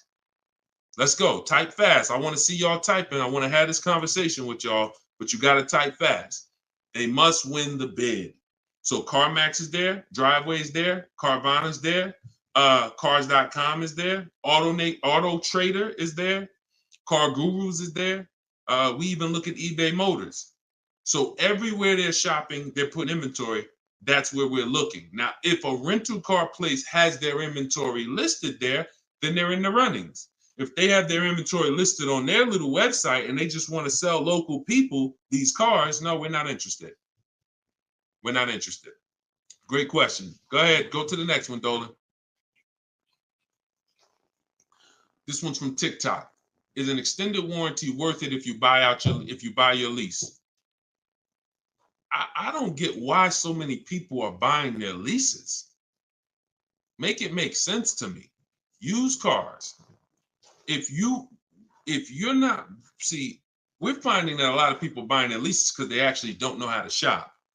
So when you look at the deals that we get, you look at you in the last broadcast I showed you Freena. You've seen Greg, $527 a month, $56,000 Kia EV6.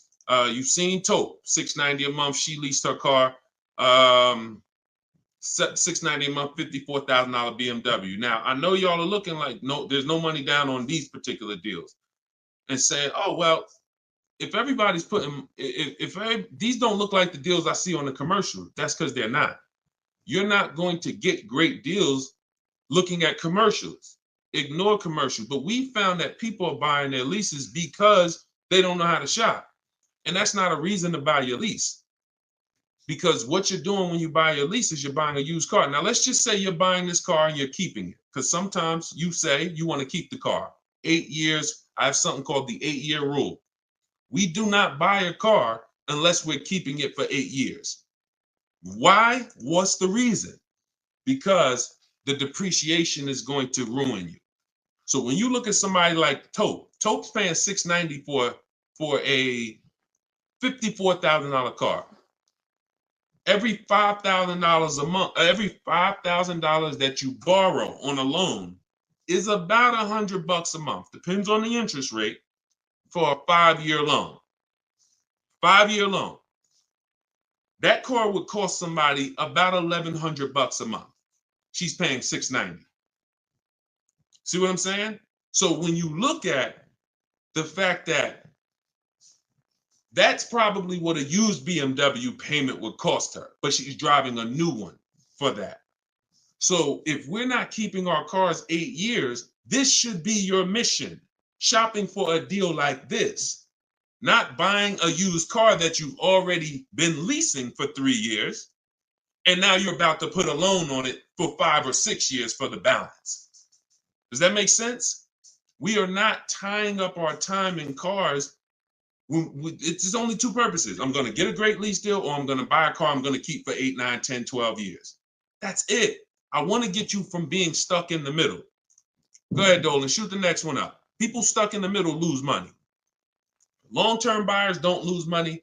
Great lease deals don't lose money. It's those people, if you're stuck in the middle, you're the one losing the most money, and we got to get you from being stuck. Go ahead, Dolan. Shoot the next one and keep typing your questions, y'all.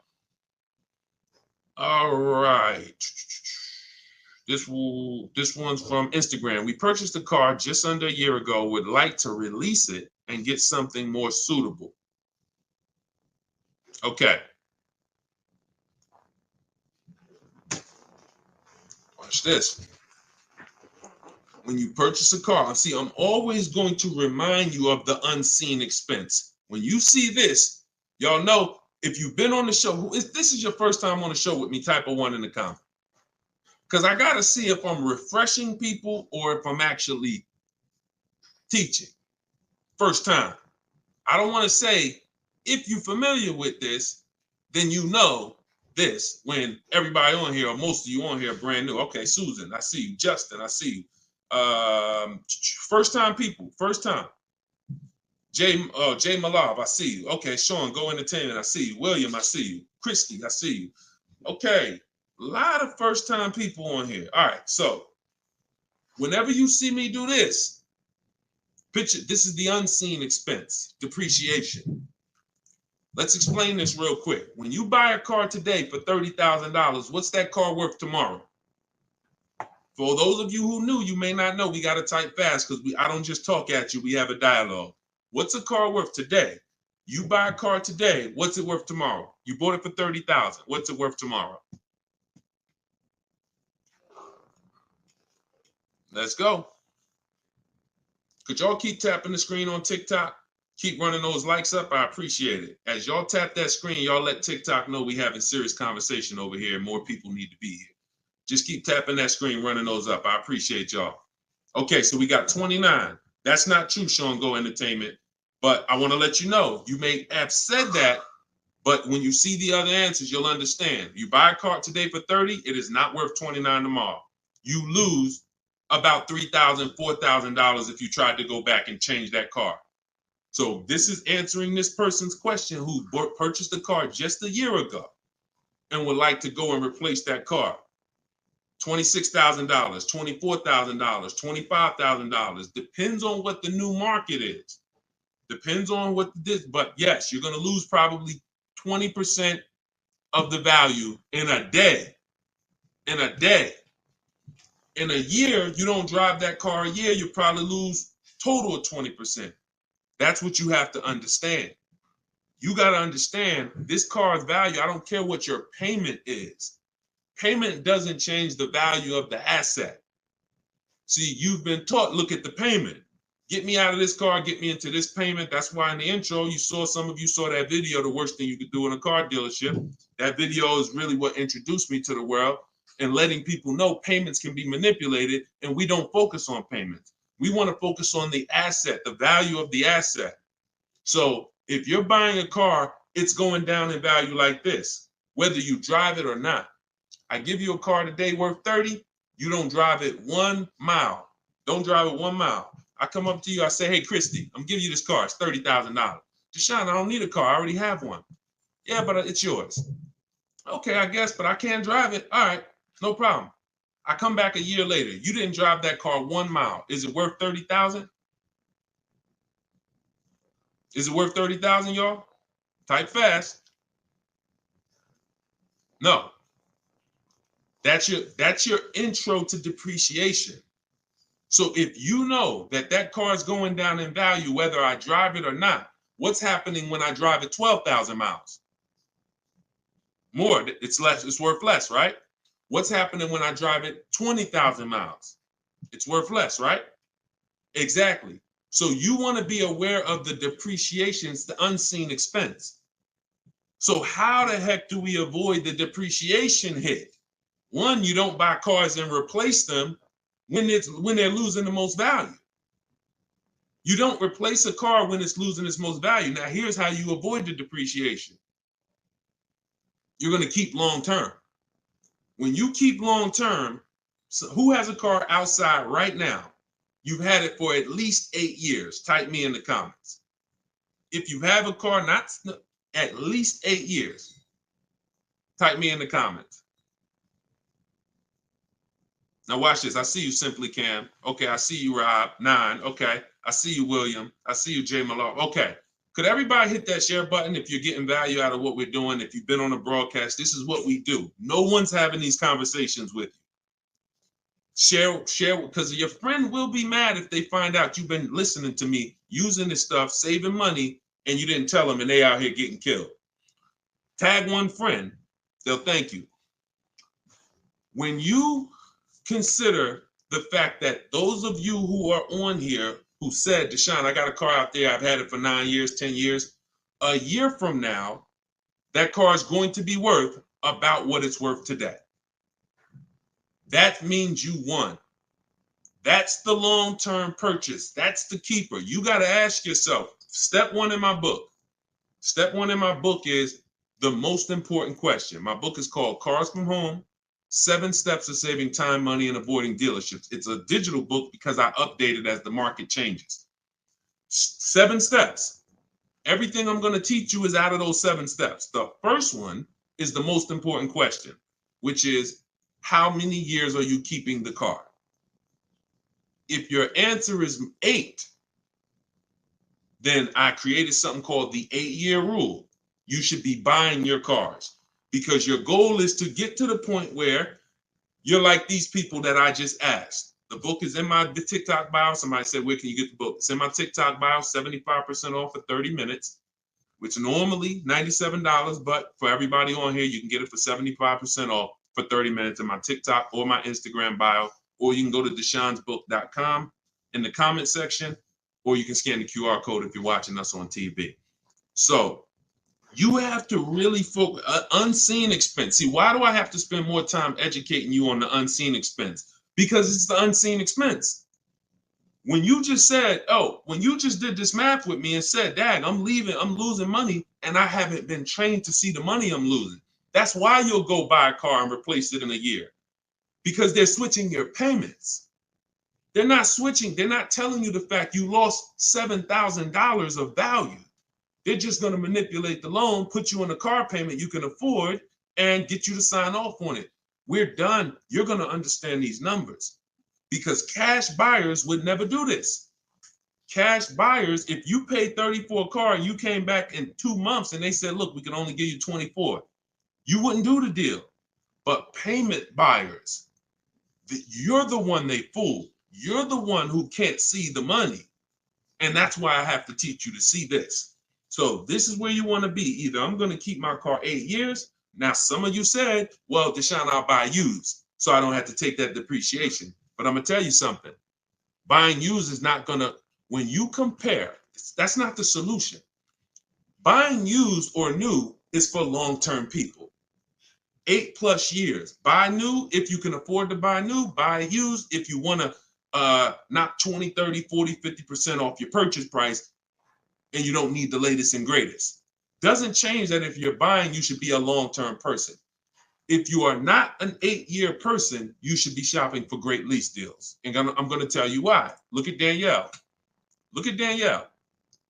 Danielle leased an Audi, $44,000 fee. And I'm explaining to y'all why you've been taught, well, I'm going to buy used, so I ain't going to take that type of hit. But I'm going to tell you, I'm explaining something to you real quick on how that's not the answer. Leasing is the answer.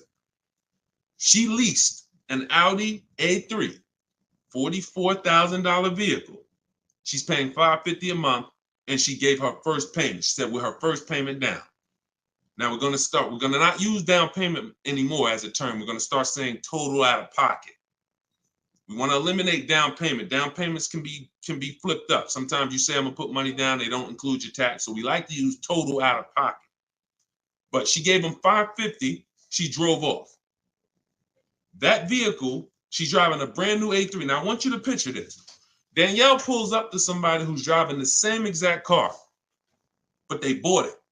Every $5,000, some of you know, is about how much a month. I talked about it a little while ago. Some of you might have seen the video where I said it. Every $5,000 on a purchase, on a loan, is about how much per month. Let's see if anybody knows. Okay. I can't wait too long. We got to type that $100. And again, I can't sit here and act like most of y'all aren't new to me. So I'm not going to assume you have even seen any of my previous broadcasts. So I'm just going to tell you the answers. Yes, Susan, $100. So it depends on the interest rate. 5-year loan, that vehicle right there, $44,000, will cost somebody about $950 a month. You see why we don't have to wonder why people have $1,000 car payments? It's not that hard to see. They're buying their cars. So now Danielle pulls up in her Audi. Let's stay with the scenario, right? Danielle pulls up in her Audi, 44. She's paying $550 a month. Somebody next to her pulls up in the same exact Audi, same exact car. They're paying $950 a month. Now, third person says, I buy a used one. And you can replace the Audi with anything. Doesn't matter. You could be a Rolls Royce. The scenarios are not going to change. Could be a Honda Accord. Somebody pulls up and they bought a used one. So instead of 44, let's say they got a good price on one. Say they bought one for about 28, 29. Found a good price one, 3 years old. So they're pulling up in a 3-year-old one. And what I just say, every $5,000 is $100 a month. So what's their car payment if they paid 29? Almost 600. You see what I'm, so now let's just talk about what we're driving and what's coming out of our household so we can hammer this home. I'm not on the fence about leasing versus buying. And you have to get off the fence. We've seen enough scenarios where we know this is the case. One person, Danielle, got a great lease deal. She's paying $550 a month.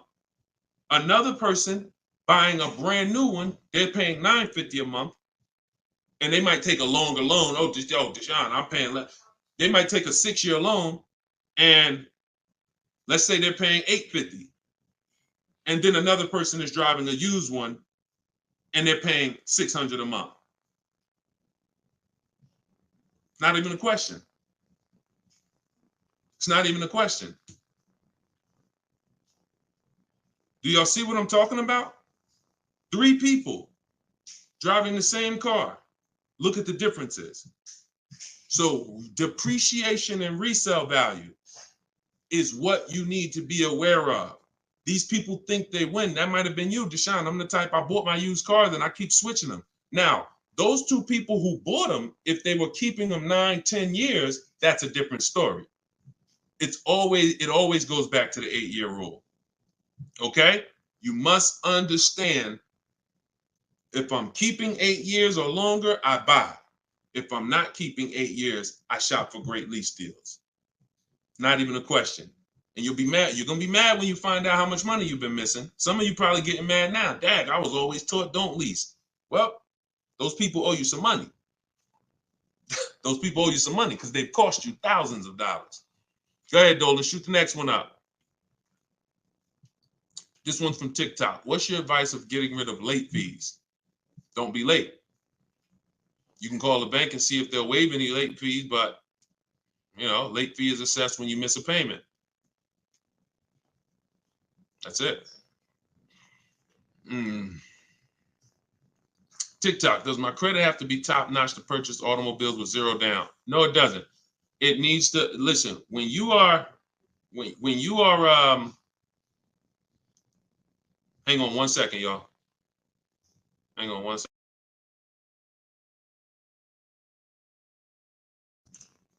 When you are buying vehicles with no money down, it's not a favor.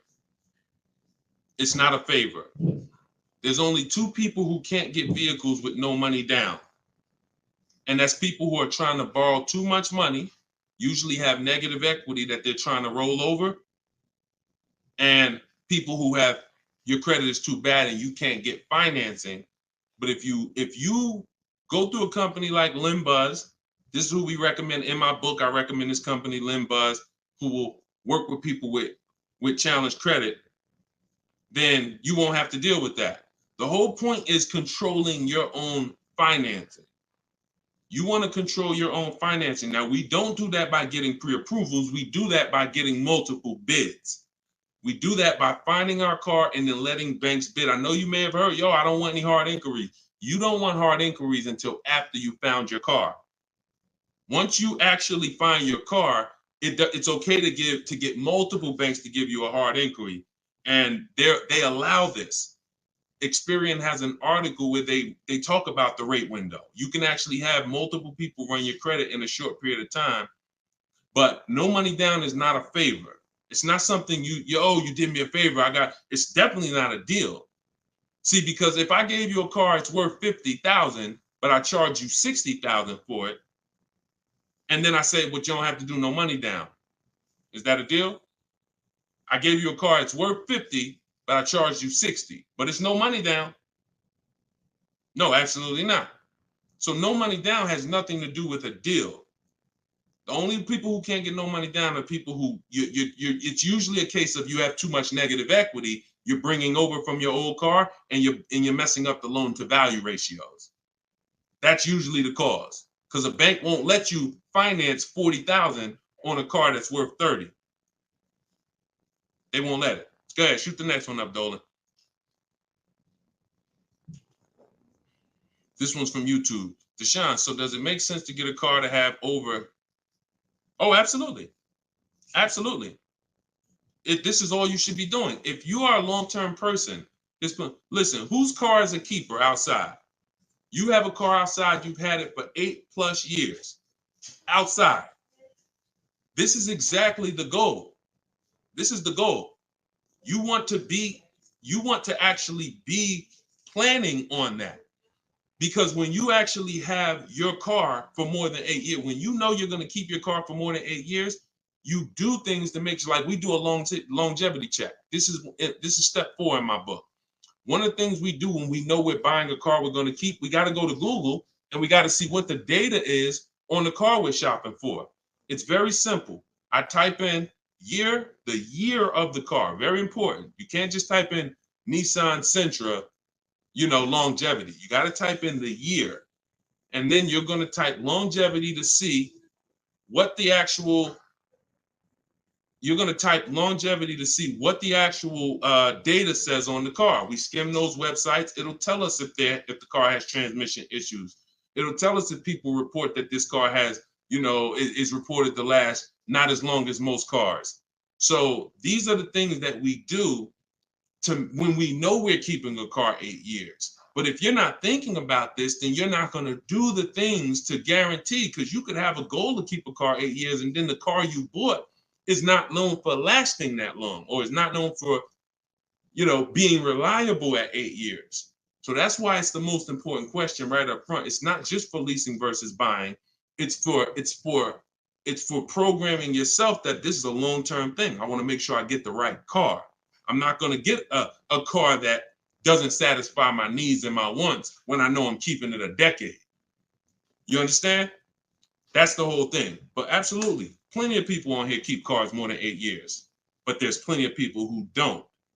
Those are the ones who need to stop buying and start leasing. Go ahead, Dolan, shoot the next one up. TikTok, what are the best leasing companies deals out there to get out of negative equity? Oh wait, we just had 2. We'll do this one from TikTok first, and then we'll shoot that next one up.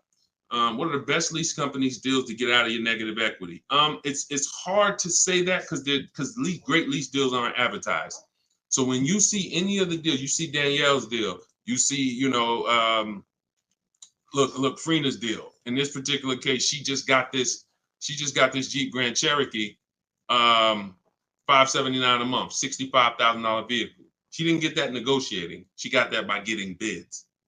So when you get these great lease deals, they're not advertised. There's no one who's raising their hand saying, we'll do this deal for you. That's not the way it works. We shop the market.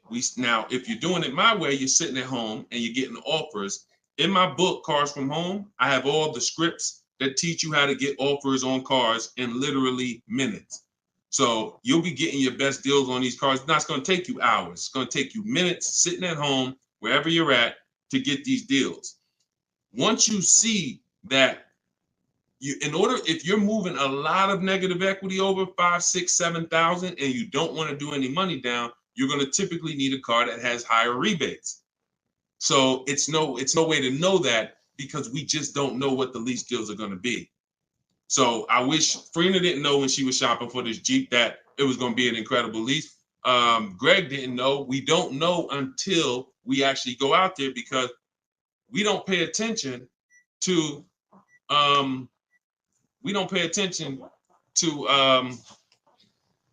am I trying to say? Advertisements. We don't pay attention to advertisements. So hold on one second, y'all.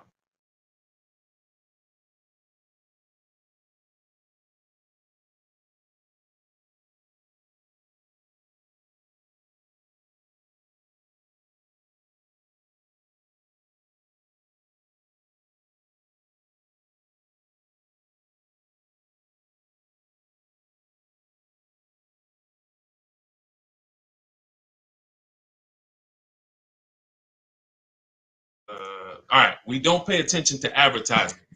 So I wish, and I've had tons of people ask me, Deshone, is there a way that we can see great lease deals? Is there a way we can see who has the best rebates? No. The only way we can see it is by shopping the market. It's the only way.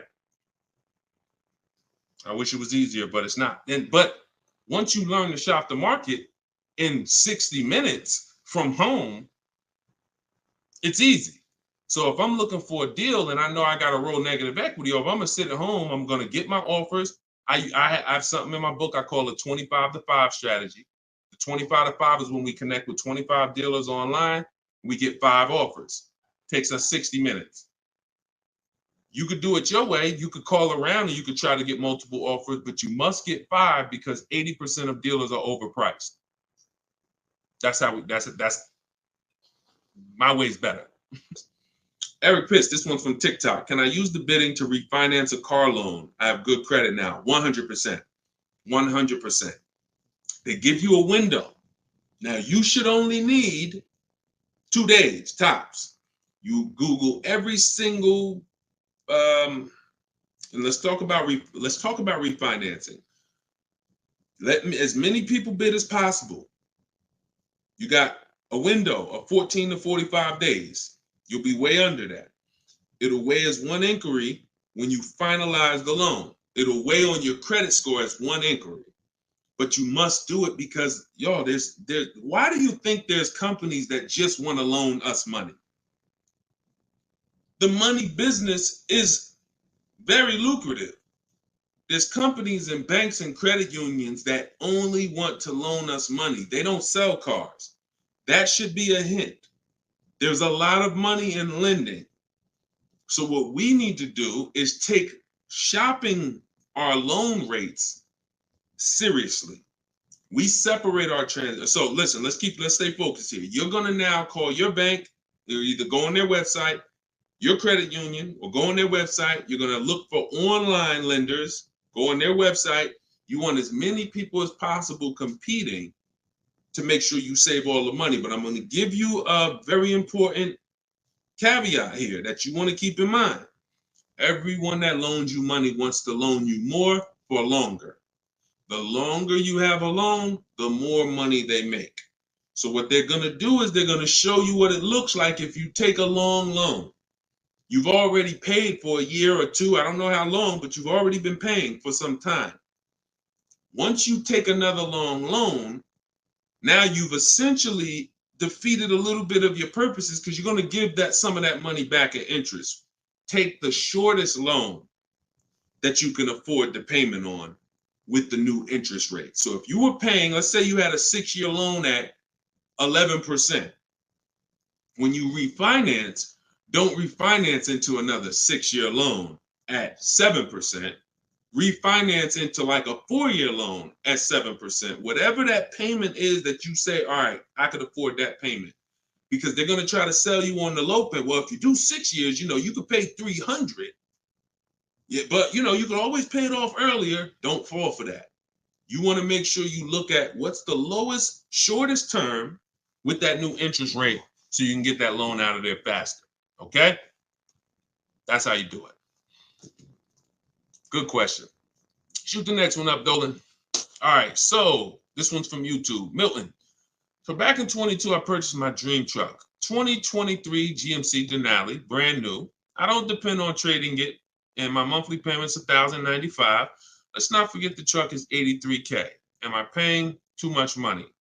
Well, I don't know how long the loan is. So you could be paying $1,095 for 8 years. You could be paying $1,095 for 5 years. You see what I'm saying? So that's why payments are not always the important payments. How much did you pay for the truck? You understand? See. It's the price of the vehicle that we focus on, not with leasing. I don't want to see what you got to be. And this is why I want you to have my book, or you got to be locked into what I'm saying, because I'm talking to a lot of different people on here, and your scenario is not another person's scenario. So you can't hear what I'm saying when I'm talking to Milton about purchasing and think, well, I'm shopping for a lease. He said, don't focus on payment. No, Different. Okay, so when we're talking about purchasing, the most important thing is how much we paid for the asset.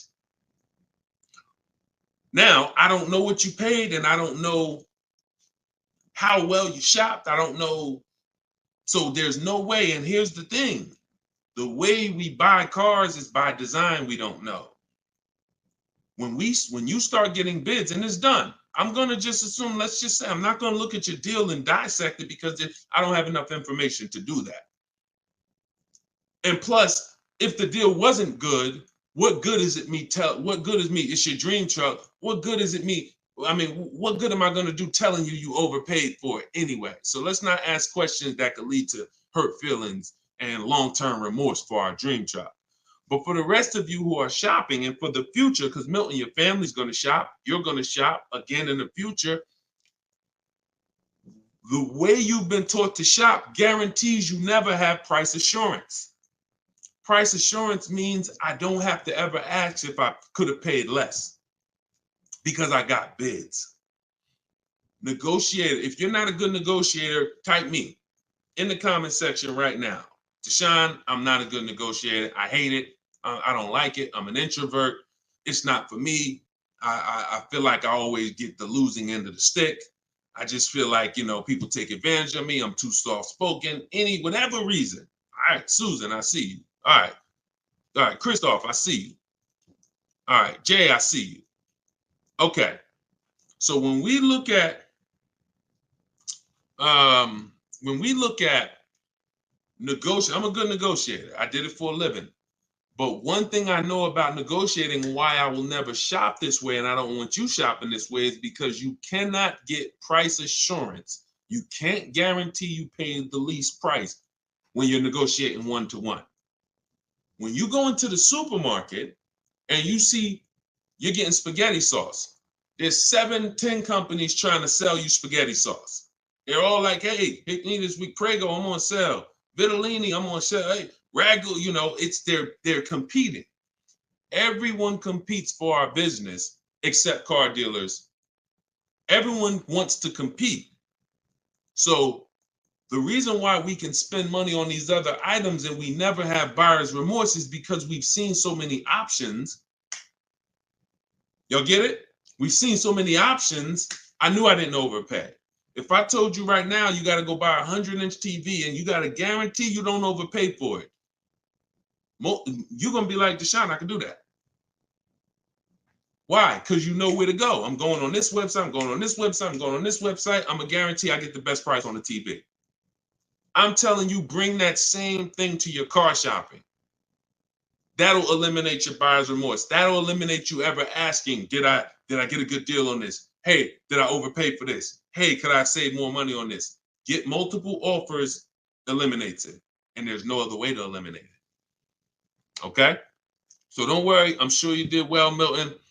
Enjoy your truck, man. And just know that whatever, I'm going to get better for next time. I'm going to make sure my family knows that they never got to ask this question. Every vehicle I buy, I'm going to make sure that I get bids, multiple dealers. I'm going to get enough bids to guarantee that I teach to get 5. In my book, I have a strategy, 25 to 5 shopping strategy. This is for new cars and leases. We connect with 25 dealers online. You're using all my scripts. You're using everything I tell you to type, copy and paste in my book. And you're going to get at least 5 offers, 5 to 7. Once you get those offers, you're going to see about a $3,000 to $5,000 spread minimum. Now, if you take somebody like Kimberly, now Kimberly's spread was $20,000.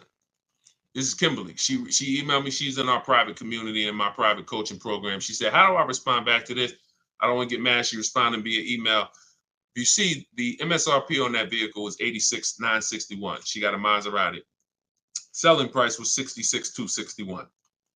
$20,000 discount.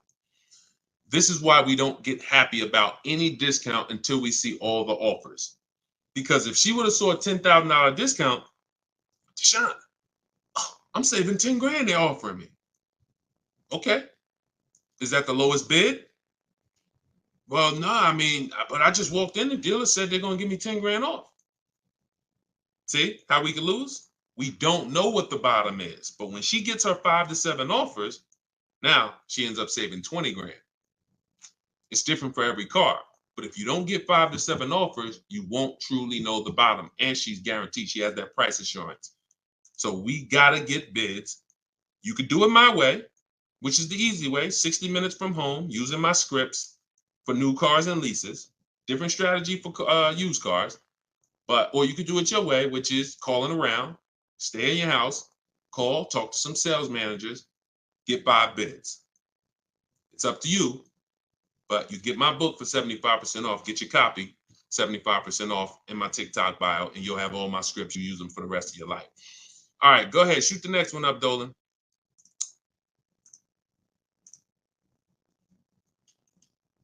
All right, keep typing them, y'all. We're gonna get through as many as we can before we wrap. We got a good amount of time left, so just keep typing. What are some loan companies that work better with challenge credit? Well, I usually recommend Limbuzz. Limbuzz is a company that they're a startup. I think they've been around for a few years now. They loan to people with really challenged credit, and they loan to people with no credit. So again, if you got bad credit, you still need to ask yourself, how long am I keeping the car? Because if you say, Deshone, I'm keeping my car 8 years, then you should be buying your car, best car you can find, quality car, refinancing the loan when your credit's better. If you say, Deshone, I'm not keeping my car 8 years, then you should be buying the least expensive car you can get a loan on, driving it for 2 years, that's your sacrifice car, and then flipping out of that car into a lease. So the most important question is step one, always. It doesn't matter if you have good credit, bad credit, high mileage driver. The reason why in my 7-step program, the first question is, how many years are you going to keep the car? The 8-year rule question, that doesn't change. Doesn't matter who you are. Doesn't matter what your scenario is. 8-year rule is the question you ask yourself first to determine if this car is going to be a long-term purchase, in which case, buy it, great car, refinance later when my credit's better, or short-term, not keeping 8 years, but I don't qualify for a lease right now. So therefore, I'm going to buy the car, buy an inexpensive car to prevent a lot of negative equity later, because some people, you end up buying a car, $30,000, you're paying a high interest rate. You go to switch that car in 2 years into a lease, you're going to have a bunch of negative equity unless you put a good amount of money down. So to eliminate that, we sacrifice in the short term, drive a car, $10,000, $12,000, $14,000 car, and then we switch out of that car in 2 years for a lease. That's the plan. Here's a plan for everybody. You just got to know what your plan is. And if you come to me, I'll give you the plan. I don't even want your plan. I just want your goal. If your goal, if you come to me and you say, Deshone, this is my goal, I want a car, I'll give you the plan. Okay? Work my plan until it doesn't work. Trust my plan until it doesn't work. But I've been blessed to have 7,000, 8,000 people between our book buyers and the people who are in our video library, my coaching program. Since 2021, we've helped almost 8,000 people. So we're fortunate to know what works all around this country. Go ahead, shoot the next one up, Dolan. This one's from TikTok. It's 2024. What year should you be looking for if buying? Doesn't matter. Your question is new car or pre-owned car. If you're buying, that's a budget issue. In my book, I talk about something when you get to a values question, because some people, you can only get what you want and need in a pre-owned car for your budget. Some people, you can afford both. And you're like, Deshone, I got a budget. I could afford both. I could get a new one. I get a used one. Which should I get? That's a values thing. Do you want it? Some people say, Deshone, I get a new car every 10 years. I mean, I only get a car every 10 years. I'm going to get a new one. Some people said, I don't, you know what? I'm going to knock 30% off the price. I'm going to get a pre-owned. It's up to you. But budget dictates usually whether you're going to get a new or used one. But,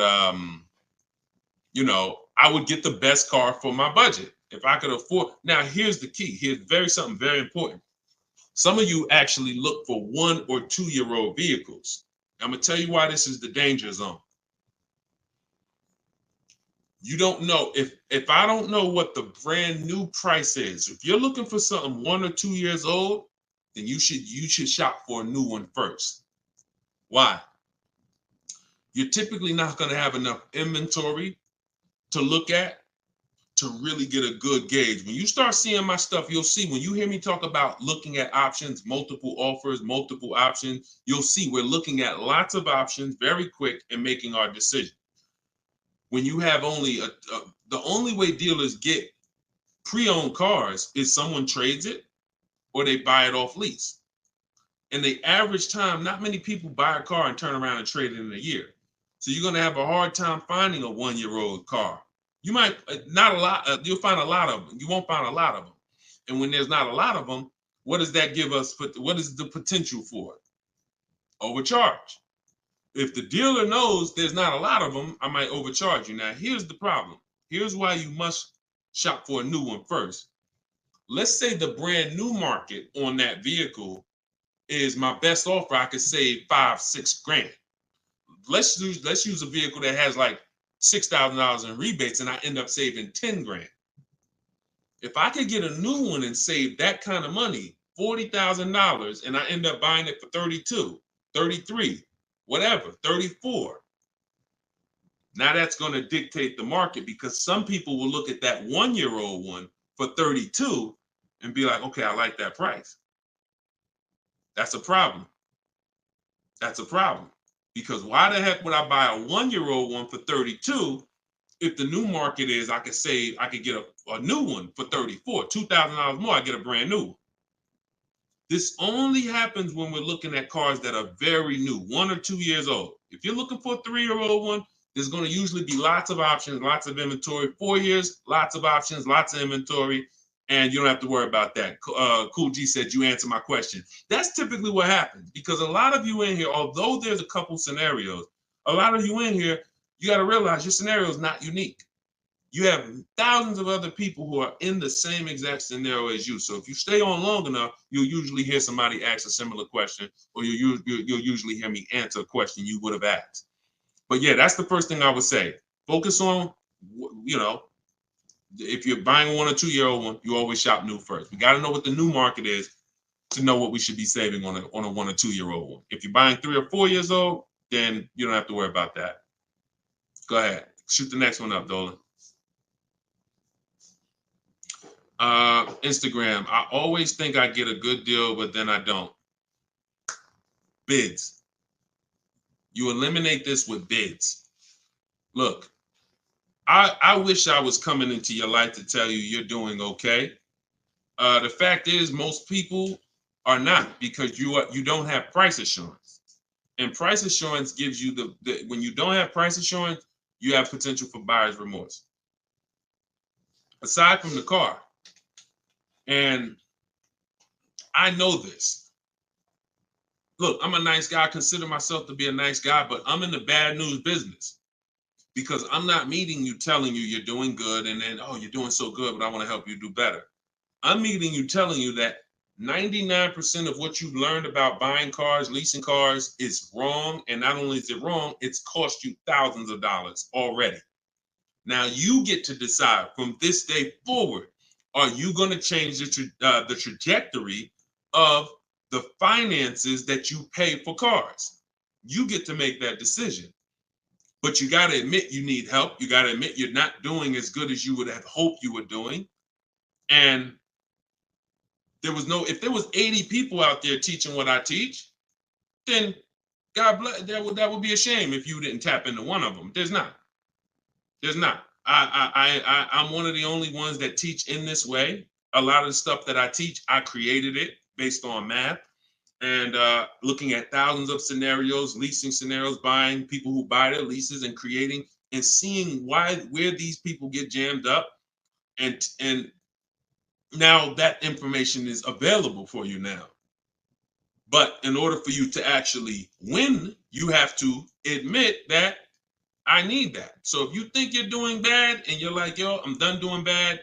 This guy is here. He helps people. He's got proven track record. I got over 2 million followers on social media. I'm a very public person. We've been around for 3 years. If my stuff wasn't working, you would have heard it by now. But we have hundreds and hundreds of people, if not thousands, that have actually used what I teach to eliminate that statement you just made about, I think I got a good deal. You're going to sit at home, you're going to make people bid for your business, and you are going to know every single time that you paid the lowest price for the car, that you got the best interest rate, and that you got the most money for your old car. That is what we're going to do. All right, but you take the action.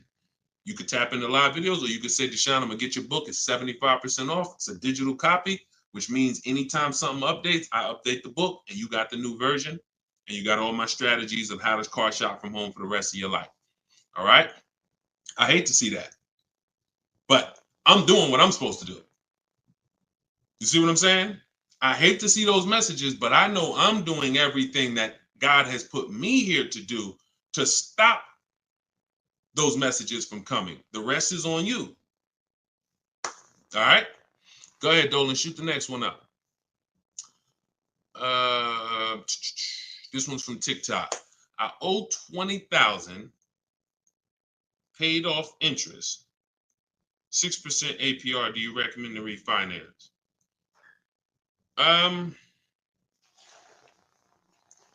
Depends on how low you could get. You know, rates are pretty high right now, but you know, I mean, maybe you don't go through the hassle of refinancing to save, you know, half a point. You know, that's tough. If you can't save a good amount of money refinancing, can't drop your, you know, but at the same time, money's money. So if I could save 1 point, that might save me $500 on my loan. You know, 1 point on my interest rate might save me $500. So, you know, I wish it was a site that shopped. In fact, we you know, maybe in the future there will be.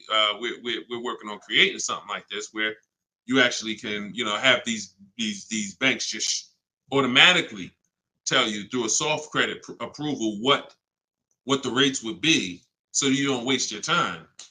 But that's tough, especially because we're in a season right now where rates are high. So I mean, you might find out that you know, based on where rates are right now, that's actually a pretty good rate. In which case, it wouldn't make sense to refinance. I wish it was easier. Trust me, some stuff I wish was easy. The products don't exist. The websites don't exist. So anytime y'all see me talk about stuff like that, like, it's because these things don't exist yet. And, you know, one day we hope to create them. Go ahead, shoot the next one up, Dolan. Great question. Great questions today. Absolutely, Matt. Yes, it would be great. That's why we're working on creating it.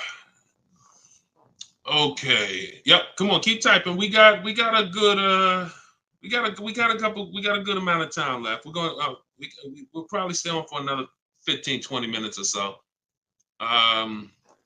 When is the next time? Oh, when is the best time to purchase a car? Eric, I'm grateful for this information. My pleasure. That's what I'm doing. And listen, shit, look, could y'all run the likes up on TikTok? Tap the screen. If you're getting value out of this, before we answer this question, if you are getting value out of what we're talking about right now, type a $. Type a $sign if you're getting value out of what we're talking about. Y'all gotta understand something. Your people are out there suffering. They're losing. Look, in a nice way, I'm telling you, and you are saying to yourself, the more you hear me talk, the more you're saying to yourself, Dad, I've been doing this thing I've been doing this thing wrong. You were taught that. So you saying to yourself, if I haven't been doing half the stuff Deshone is talking about on this broadcast, I could only imagine how much money it's costing me. That's all going through your mind. That's fine. But you're in a place where you can now take action and change. Your friends are out there right now at car dealerships losing. This broadcast doesn't grow unless you tell them. Unless you tell your coworker, hey, you buying a car? Hey, you go to Deshone the Auto Advisor page. He does these live shows. Get your questions answered. This is where we have to get to. This is where we have to get to if we're going to really make a change besides, you know, changing our own bank accounts. That's the goal, but then we go and we help others. So I'm glad to see a lot of people getting value. All right, so let's do this. Let's answer this question. This one's TikTok. When is the best time to purchase a car? So this is marketing. marketing wants to tell you there's a best time to come in. Now, imagine you own a business where the customers are so trained that they come in the same time every month, no matter what. That's the end of the month. So the car business has, through years and years of marketing, told you the end of the month, the end of the year, best time to buy a car. Imagine that. You got a barbershop and everyone knows end of the month come in, you just get a line out the door. But the fact is, there's no better deals being done that day than shopping multiple offers throughout the month. Here's why. They've told you, well, dealers want to make their numbers. Well, dealers are trying to make their numbers from day one. And when they see, we used to look up sometimes and we knew we had to do 250 cars for the month, 325 cars for the month. We look at the books, it's the 9th of the month. We only got 30 cars sold. What do you think is happening? We're getting a little nervous. We're not pacing to hit our numbers. Opposite end, I've seen months where we are ahead of schedule. What does that mean? We might hit our numbers on the 27th of the month, the 26th of the month. It doesn't matter. We, the best dealers, are trying to hit their numbers throughout the month. So when it's the 9th of the month and no one's in the dealership and no one sold the car today and there's daggone tumbleweeds going through the showroom and everyone's praying for a customer, what do you think happens when a person reaches out then and says, hey, I'm looking for a car? But marketing tells you otherwise. Marketing says no matter what, coming at the end of the month. So there is no best time to buy a car. Here's what I would tell you. There's a best time to be in the market. In my book, I teach something, and I always teach this: 2 dates. Your no later than date and your as soon as date. No, as soon as date is the soonest day you can accept a deal.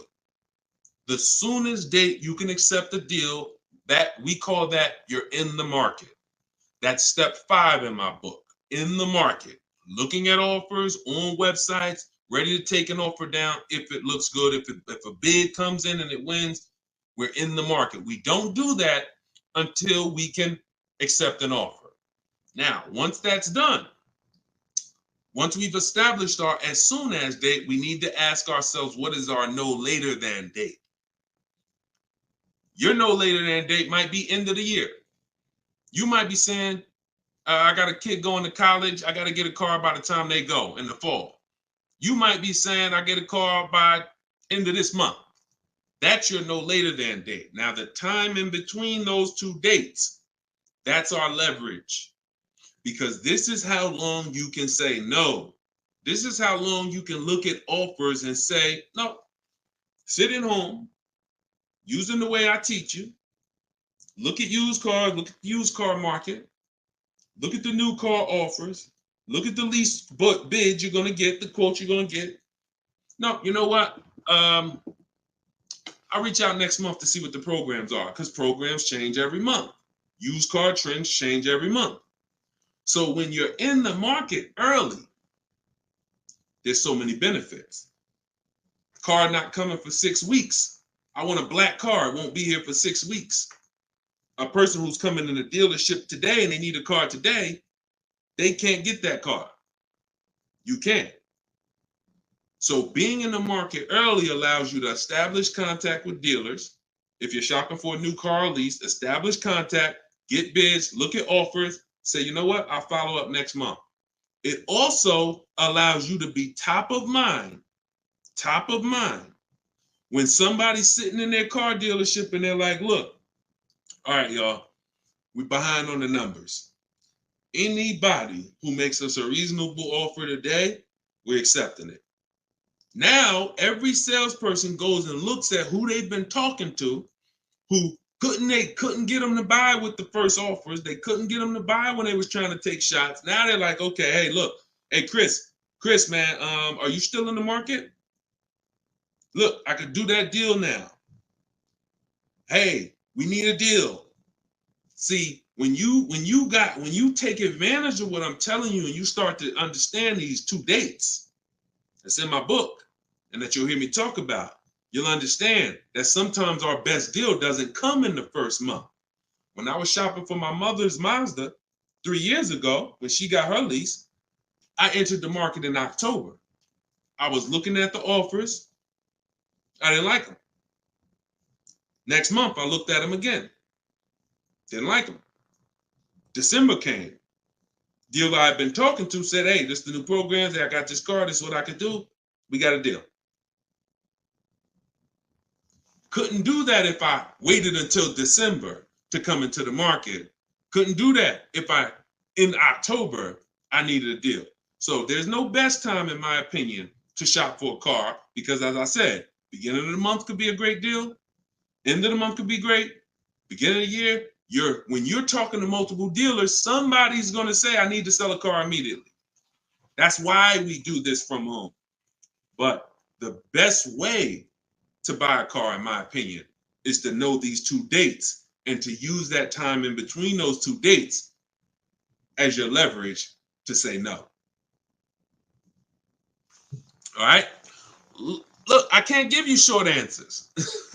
Look, I'm put that one up. We're going to go to that question now. We're going to go to this one on Instagram now. But understand, this is why we have been losing short answers for major 5-figure items. Got to give you the long version. Because once you learn it, once you see, this is repetitive. Once you get 1 car, 2 cars using the cars from home strategy, you're going to see. See, that's why when the first time you use this stuff that's in my book, first time you use the car from home strategies, whether you're using them manually or whether you're like, Deshone, I want to use exactly what you say, your scripts, I want to do it your way, doesn't matter. Once you see, I do this over and over. Your first deal might take you 90 minutes, 2 hours, because you're just learning which websites to go to. If you don't see me say, go to this website, don't go to it. It's a waste of time. But once you see, you're going to be like, okay, rinse and repeat.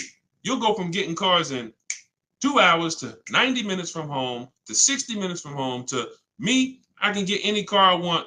I can find out the best deal in 45 minutes. Copy and paste. Copy and paste. My Infinity truck I got took me, once we decided what we want, I spent no more than 60 minutes online to make sure I got that vehicle, save 42% off the price when it was new, 3 years old. So this doesn't take you long. That old way that you were programmed to use, that takes you a long time. That's headache. This is 60 minutes from home. That's what I want for you. Go ahead, shoot the next one up. Shoot that Instagram question up, Dolan. All right, how do I get quotes from car dealerships to take with me to take in my lease? I will be leasing another car. This is without having a credit check run. Yep, we never need a credit check to get quotes. Now, some people will tell you that. Now, if you're at home, then you'll see when you're at home, there's a script that I use when a dealer says they don't do something, and we require all our customers to be here to get a quote. Okay, well, I'm talking to a couple of dealers. No one else has said that. Should I remove you from the list? See what I'm saying? You're gonna see when you're using Deshone scripts, you saying what I would say. you see what I'm saying? So if you are in a dealership, I can't help you. I don't even want to even talk about that. I'm not going to tell you how to go, and it's like oil and water. Somebody called me back when I was first coming out the business and I was first starting this education business, and they said, Deshone, somebody told me to call you. I'm in this Toyota dealership, man. I'm trying to see how do I get the price down on this car? I said, get up and walk out. Get up and walk out. Because if you're in an 80% dealer, you can't, no matter how much they take off, you lose. The only way you're going to win is to sit at home. I can't tell you how to mix the old way of shopping where you have no leverage, where you have no price guarantees, where you leave, no matter what price you get, you always wonder, could I have done better? I can't tell you how to mix that with what I teach. But if you're willing to unlearn that and say, okay, that's what the car business taught me. That's what I learned it from my parents. That's what the car business taught my parents. But no, we're going to do this. I'm going to use what Deshone, this is a car salesman, 14 years. Now he's educating us from an insider standpoint. You come out of that and you sit at home and you call and you could do it manually. You could do it manually. Look, I can't twist anybody's arm to get this book for $24. But if you're going to do it manually, realize there's people trained and you're going to talk to them, which means you got to be aware when you talk to them. That's why I say only ask for sales managers. Only ask for sales managers. Because if you try to do this with salespeople, some sales managers will make it hard, but you got a better shot. But you need to get 5 quotes. Doesn't change because 80% of dealers are overpriced. Now, my way, in my book, I teach something called the 25 to 5. It's all online. So we're contacting 25 dealers through their website, and we're having conversations with usually 7 to 10 of them, copy and paste scripts you're using, and you're keeping the conversation moving forward. Our first goal is to see who has a car I want. Before I even talk to you about anything, I want to see out of this 25 dealers who has a car I want. Second thing I'm going to do, once I identify who has a car, I'm going to request a quote. But I need to give them everything they need to quote me. I need to give them my zip code so they can run the tax. I need to give them what I do for a living to see if I qualify for any rebates. I need to give them what cars I have in my household, whether I own it, lease it, own it outright to see if I qualify for any rebates. I need to give them my my soon as date, my no later than date. This is all copy and paste in my book. So the reason why some of you have a hard time shopping online is because 1, you're dealing with trained people, and 2, you don't know what information to give so that they could even give you a quote. So if you're giving, my book, you're using copy and paste, and we're never talking about credit. It's not even a question. In fact, one of the things we say in one of my templates is assume tier 1. So we're assuming tier 1, getting our offers, and then we are not letting anyone run our credit. This is not just for leases. This is for everything. No one is running our credit until after we've agreed to buy something. We're telling them assume tier 1. If I don't qualify for tier 1 later, we'll talk about that later. But I want to see the price. Tier 1, I want to see the price. And that's what we do. But never if you only way you'll fall for that is if you're in dealerships. Oh, I need to run your credit. You know we can't give you a quote. You run into the wrong salesman who don't care. He'll say anything. She'll say anything. Well, I just can't. We can't get a quote. We don't know what you're gonna qualify for. Yeah, you could assume tier 1. Yeah, but we had people come in and say assume tier 1 and it just messed it up. So we like to not quote without a credit. You're in the wrong dealer. You see what I'm saying? These people are by design. We're trying to run them out of business. When more people, this is why we're trying to get this broadcast out. Because until more people start shopping online, they're going to continue to do that stuff. See, as more people shop online incorrectly and walk into dealers, they can get away with doing this stuff. But when they know 600 people are going to walk in their dealership over a weekend, Friday, Saturday, Monday, holiday weekend, President's Day, we're going to get 600 people walk in. Why would they change? Would you? Unless you're just a person of ethic, why would you, if you got a business where 600 people come in the door, why would you change? But when we start shopping online and that 600 goes down to 400, and then that 400 goes down to 200, and they see that, we used to get 200 inquiries online. Now we're getting 700 inquiries online. Now everything's gonna move to we gotta do this online thing properly, or we're not gonna sell cars. That's why the future of if you really want to enjoy car shopping, you need to tell friends about what we're doing. Because the more people that shop the old way, it hurts us that are shopping this way. Doesn't stop us from getting great deals. We just got to continually weed through these car dealers because they're like 80% of our people coming in shopping the old way. So, all right, guys, shoot the next one up, Dolan. Great questions today. All right, this one's TikTok. I want to buy my sister's car lease after it's done in July. Is that possible? Nope. Your sister, I'm gonna tell you why. This is a common question. Some people want to buy, some people want to, buy their lease and give it to their family member. The family member can't buy it directly because only two people can buy a lease. When you buy your lease, there's only two types of payoffs. A customer payoff, which is for the customer, and a dealer payoff, which a dealer could pay. That's it. There's not a third part. So what would happen is they would have to buy the car and then sell it to you. And if there's a loan on it, that's going to be, it's going to take a little time. It's not impossible. It's essentially a private sale. They're buying it, paying the loan, going to buy the lease out, and then they're going to write up a purchase order, and you're going to get a loan. You're going to have to get you're going to essentially have to get a private party loan to buy that vehicle from them, when you could just go and learn to get your own great deal on a used car. See, why, if it was easy, then go do it. No problem. Buy my sister lease. But if I just told you that it's not easy, it's a lot easier for you to just learn to get your own great used car deal, then that's what you should be doing, in my opinion. Because that other way, I just told you what it's going to take. All right? Go ahead. Shoot the next one up, Dolan. All right. Keep them coming. We got a couple more minutes. Let's go. When will you be live again so I can inform my people? Mike, we're working on getting a link in my bio where you could actually just go to that link and get a notification. You'll see it on a calendar. Hopefully we'll have that by the end of the week.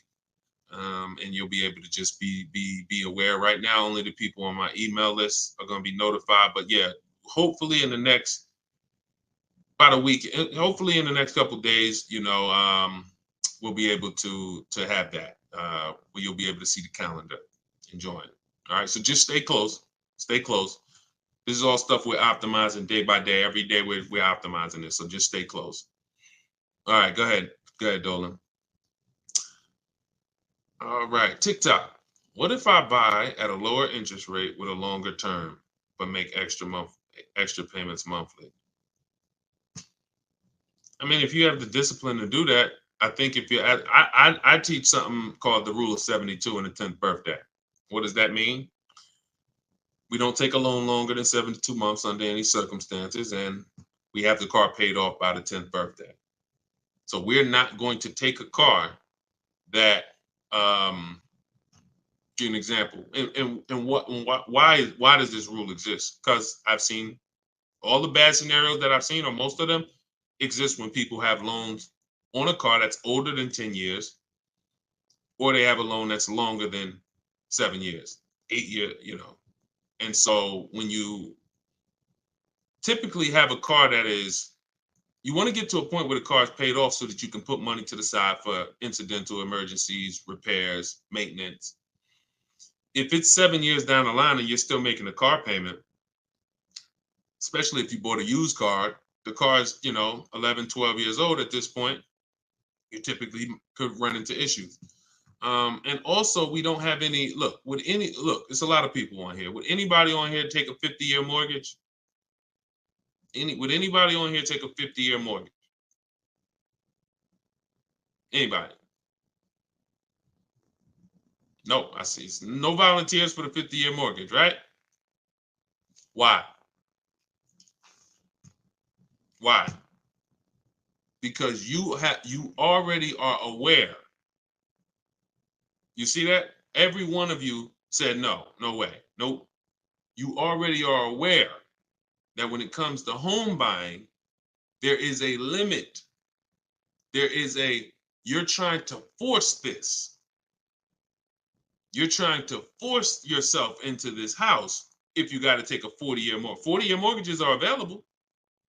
50-year mortgages are available, but we know it's inherent already that if we got to take a 40-year mortgage or 50-year mortgage, we can't afford that that house. We don't have that for cars, which is why I looked and I said, okay, super conservative people take a short loan, 3 years, 4 years. You typically, there's not enough data that proves that you need to take a loan that short to actually avoid problems. You pay a little more interest, 100%. So you always take the shortest loan you can afford, but I'm talking about problems with the vehicle. I'm not talking about interest. You got to combine what the nightmare stories is not. I paid on a car for 6 years and I paid that much interest, because interest can be fixed with refinancing. The nightmare story is my transmission's having problems and I still got 2 years of payments left on the car. Car's in the shop and I still got a payment. If you've been in that situation, you understand how car's in the shop right now, can't drive it, and that bank wants their payment every single month. We're trying to prevent that. And we're trying to prevent you getting to a point where you can't put enough money to the side to make sure if God forbid something happens to the car, you have the money, you have the cushion.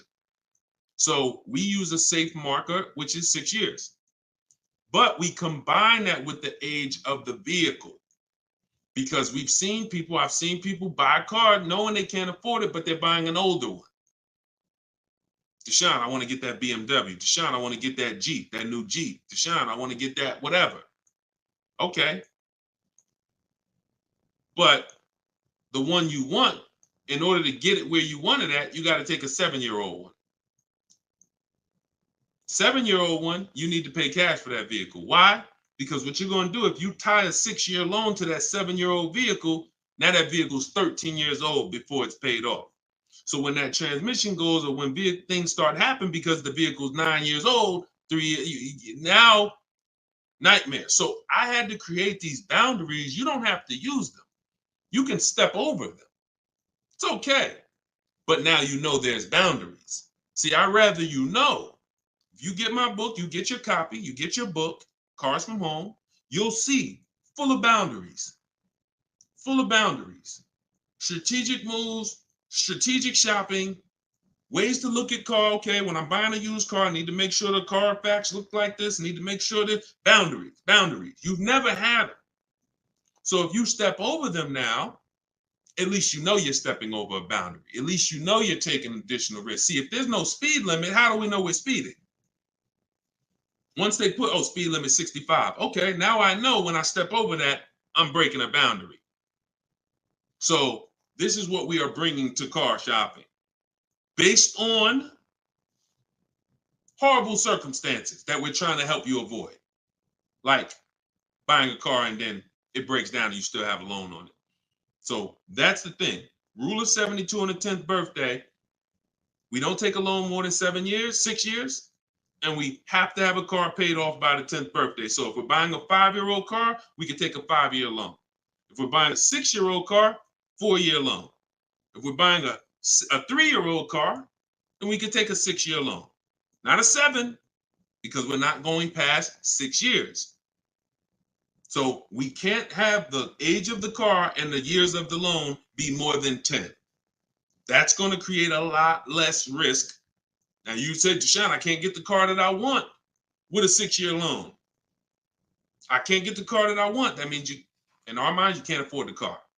You can do what you want. But at this point, if you got to get a 7-year-old car and you got to put a 6-year loan on it, you can't afford that car. You can go do it because you're grown. You can do whatever you want. But you're taking a lot of risk. And that's all I want you to know. So if God forbid something happens, or if it doesn't happen, you're like, man, I made out. That was a little risky. But if something happens, you can say, Dad, took a little risk and I shouldn't have. You understand? All right. All right. We're an hour and 22 minutes in. You know we could go all day, y'all. I really want to continue to all you guys are chatting with a video recording. Slade, you see what I'm saying? This is what I call confidently wrong. You know what I'm saying? Person comes in, you know, look, how you feel, Slade? How you feel? All right, so look, y'all, we'll wrap it up. I will see y'all on the next one. Like I said, in the next couple days, we should have a link in the bio where you'll be able to see exactly when we're live. Jump on. But for those of you who just jumped on, everything that I teach, everything from my videos is all from my new book. It's a digital book. It's called Cars from Home: 7 Steps to Saving Time, Money, and Avoiding Dealerships. No matter what your scenario is, it's broken down in 7 steps. Negative equity, high mileage drivers, you want to lease, you want to purchase, it's the same 7 steps. You just need to learn those 7 steps. And as you use it, you'll see you'll never go back to the old way.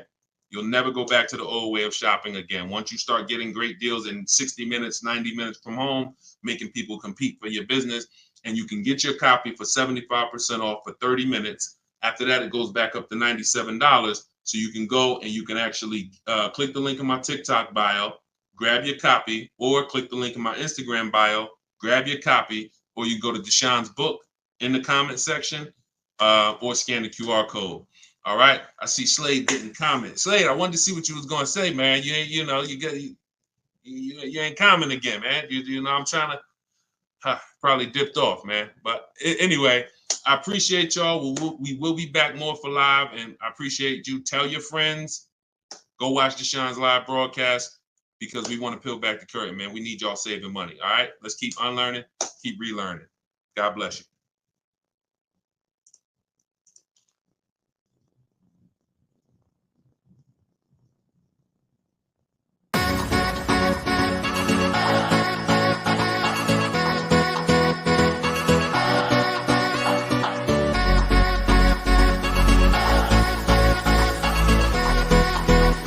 The worst possible thing you could say when you walk into a car dealership. I spent 5 years with Mercedes-Benz, 5 with General Motors, and the worst thing a person could say when they walk in is, if you could just get me to this payment, we got a deal. So your loan's probably still like 19, which means you got to pay to get out. You're upside down. It's called negative equity.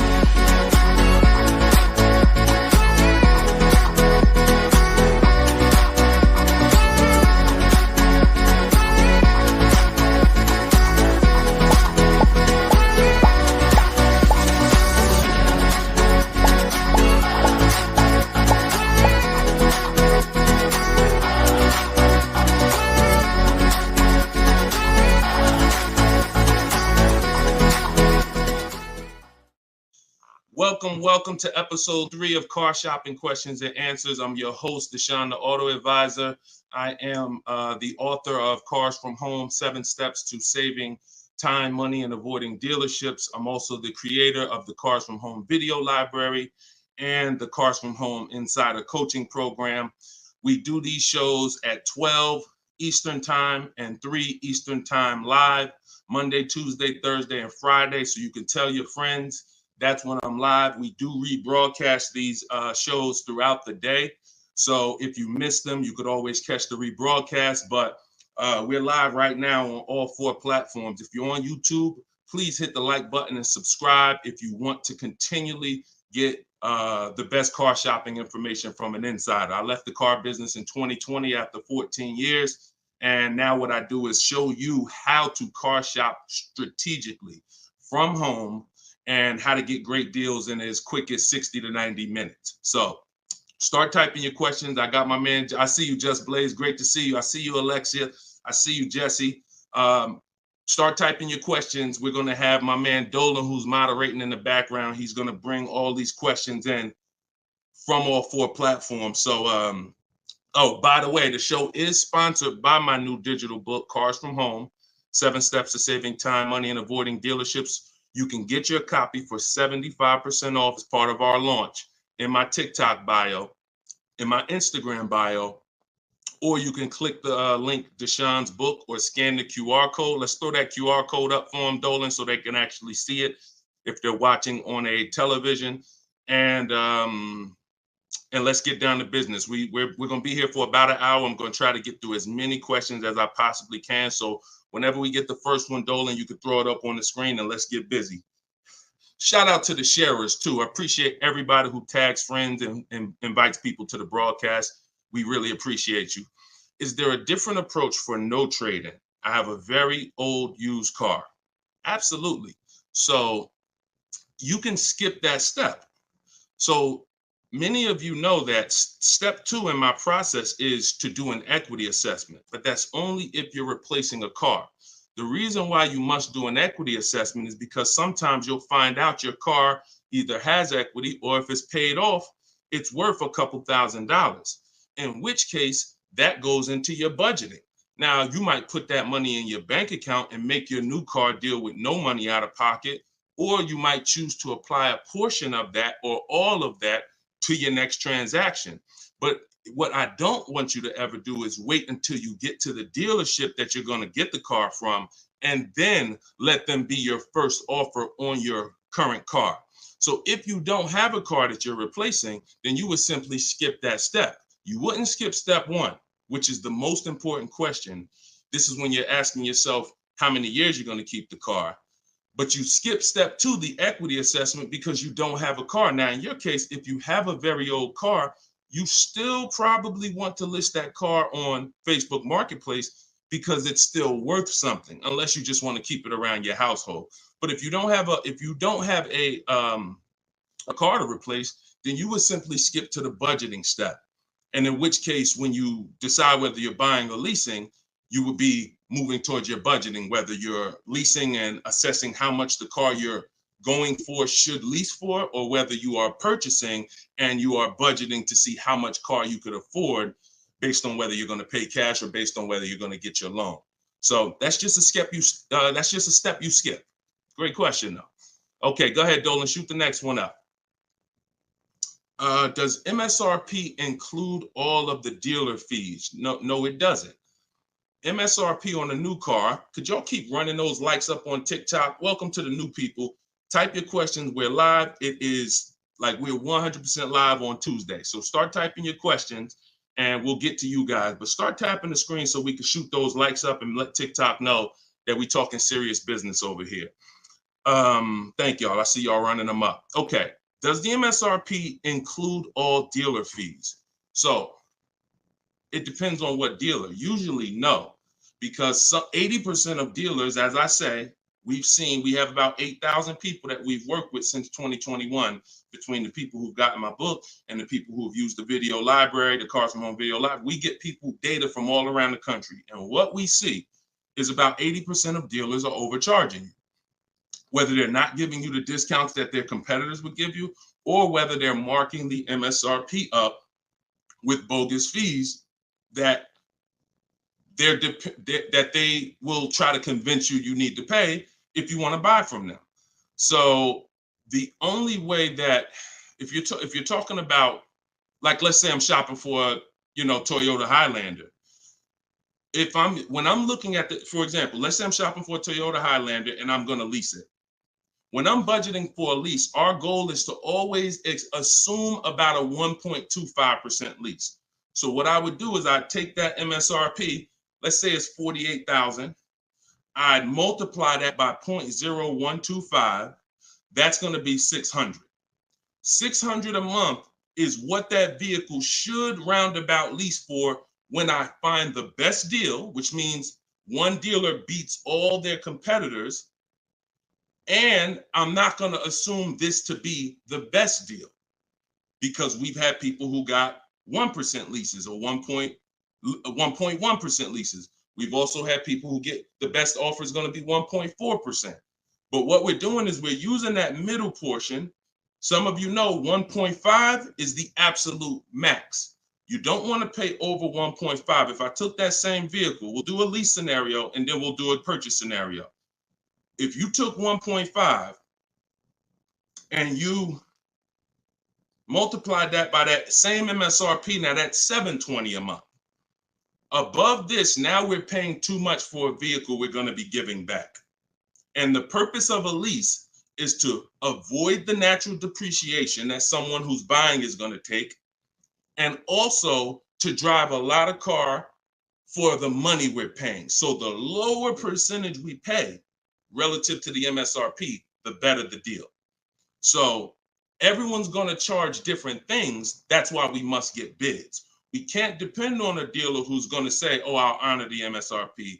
And if I'm purchasing, then some dealers are going to not charge that same vehicle, that same $48,000 vehicle. Some dealers are going to charge $49,000 for it. Some dealers are going to charge $50,000 for it. Some dealers are going to charge $48,000 for it. And some dealers are going to charge less for it. We don't know who's who, which is why we must get bids. And part of what I teach is, and pretty much the gospel of what I teach is how to get bids online using dealers' websites so that we can sort for the best deal. We're not negotiating for the best deal. We are sorting. Good to see you, Yank. Even though you went a little left on the program yesterday. I saw you. But I'm here now. So go ahead, shoot the next question up, Dolan.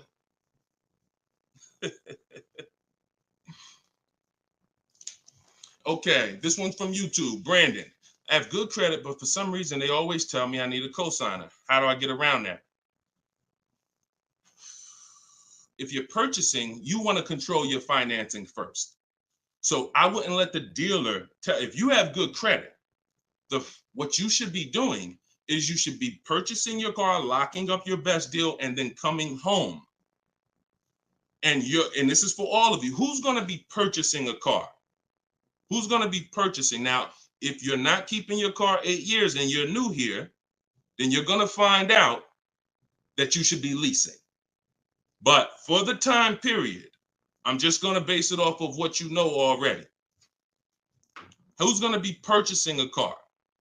Type me in the comments. Matter of fact, I need to see Instagram because I can't even see. I know, Dolan, you can see it, but I need to see Instagram as well. Hold on.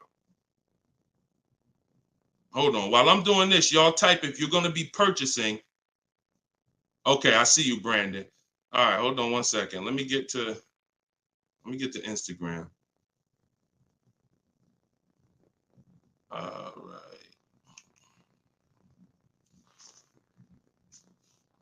Hold on, give me 1 second. All right, I can see Instagram now. Hold on.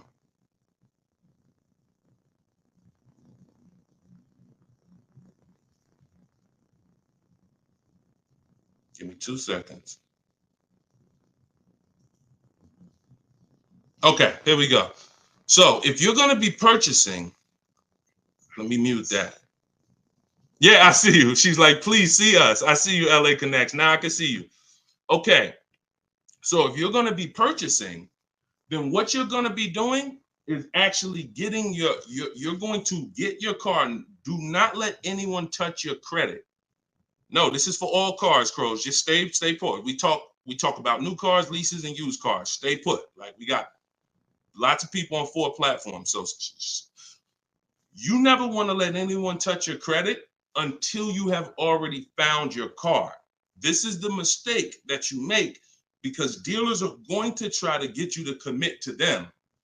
And when they try to get you to commit to them, you have to be sharp enough to know under no circumstances are you running my credit before you win the bid. Now, if you're doing it my way, you're not even in the dealer. But once you find your car, you are going to lock that car up. You're going to get a purchase order, a buyer's order. That's that long form receipt saying your information, the car, the price you paid for it, and you're going to take that home now.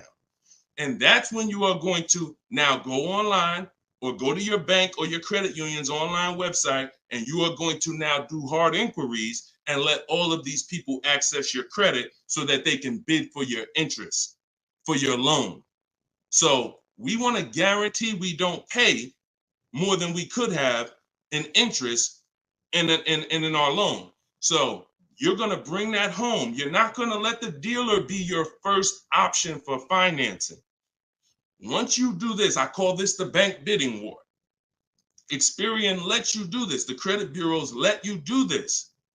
And once you do this, you're going to now get multiple bids, go to online. You want to be on Google, online lenders, everybody you can actually get in touch with, and everyone who bids, who does loans, let them have a shot at it. If you do this within the 2 days that I'm teaching you to do it, it's going to weigh on your credit like one hard inquiry. You'll see all the banks listed, but the effects on your score will be the same as one hard inquiry. This is called rate shopping. So you come on, you let them access. Now, as soon as you get the best offer, that's when you are now going to call the dealer who you have the car locked up with. And that's when you're going to say, hey, I got this offer. Now, if you can beat it, I'll give you the business. Okay, that's how you do it. That's how you guarantee. And if you look at that process, it'll work every single time. And your goal is to make sure you never leave any money on the table with a lender. And if you do that with the dealership first, you're going to leave money on the lender and on the table, and you're at their mercy. That's the bank bidding war. All right. Go ahead, shoot, and feel free to ask any follow-up questions. Go ahead, Dolan, shoot the next one up. This one's from Instagram. How do I get out of negative equity? There's 3 ways. 2 of them lead to a car, 1 of them don't. First is you do an equity assessment. The equity assessment is when you call the bank, find out your payoff. Once you get your payoff, you're going to go to, this will take you 20 to 25 minutes to do. Everybody who has negative equity, focus on this right now. You're going to go to CarMax.com, Driveway, Carvana, Kelly's Blue Book Instant Cash Offer. Do not use KellyBlueBook.com. Kelly's Blue Book Instant Cash Offer. Our cars are only worth what someone's willing to cut us a check for. That's all they're worth. So these companies I'm giving you make you a cash offer. That's what we want. Kelly'sBlueBook.com. Instant cash offer. Car Guru, sell my car, and Auto Nation, sell my car. That's going to get you 6 offers. Now your best route to go is whatever your negative equity is based on those offers. If you can pay the difference, that's where you want to go. If your best offer is 21, but you owe 23, you want to pay that $2,000 and get out that car. Because the second route I'm about to tell you is going to give you a greater amount of negative equity. And then when you go to do this, you're going to see that you have less control. So your second route, if you can't pay the difference, is you must get the car from the dealer who actually you're buying the car from. You must give them your old car because you need them to wrap your loan. You need them to wrap that negative equity into your new car deal because you can't pay the difference. And 9 times out of 10, the car is not going to be worth to that dealer what it's worth to CarMax or Driveway or Carvana or one of these online bidders. So you'll find that your highest offer from the online bidders might be 21. Your highest offer from the dealer you're going to get your car from might be 19 because it's not worth that to them. So that's why I say plan A is pay the difference. Plan B is if you can't, you have to get your car from that dealer and ask them what to assess your car and see what it's worth to them because you need them to build it in. Now, if your negative equity is too much, if you have too much negative equity, then you're going to have a problem getting out because you're going to have you're going to mess up the loan to value ratio. You can't move 15 grand over on top of a $30,000 car and expect the bank to approve it. They're going to require you to put money, in which case you got to stay in that car. You either got to put the money down to get out, and or you got to stay in that car and pay down that balance. Those are the only 2 ways. And the cause of negative equity is you don't understand leasing. 9 times out of 10, I've been doing this since 2006. 90% of you who have negative equity, the cause is you don't understand leasing. In the next 2 days, I'm going to do a leasing versus buying class on this show.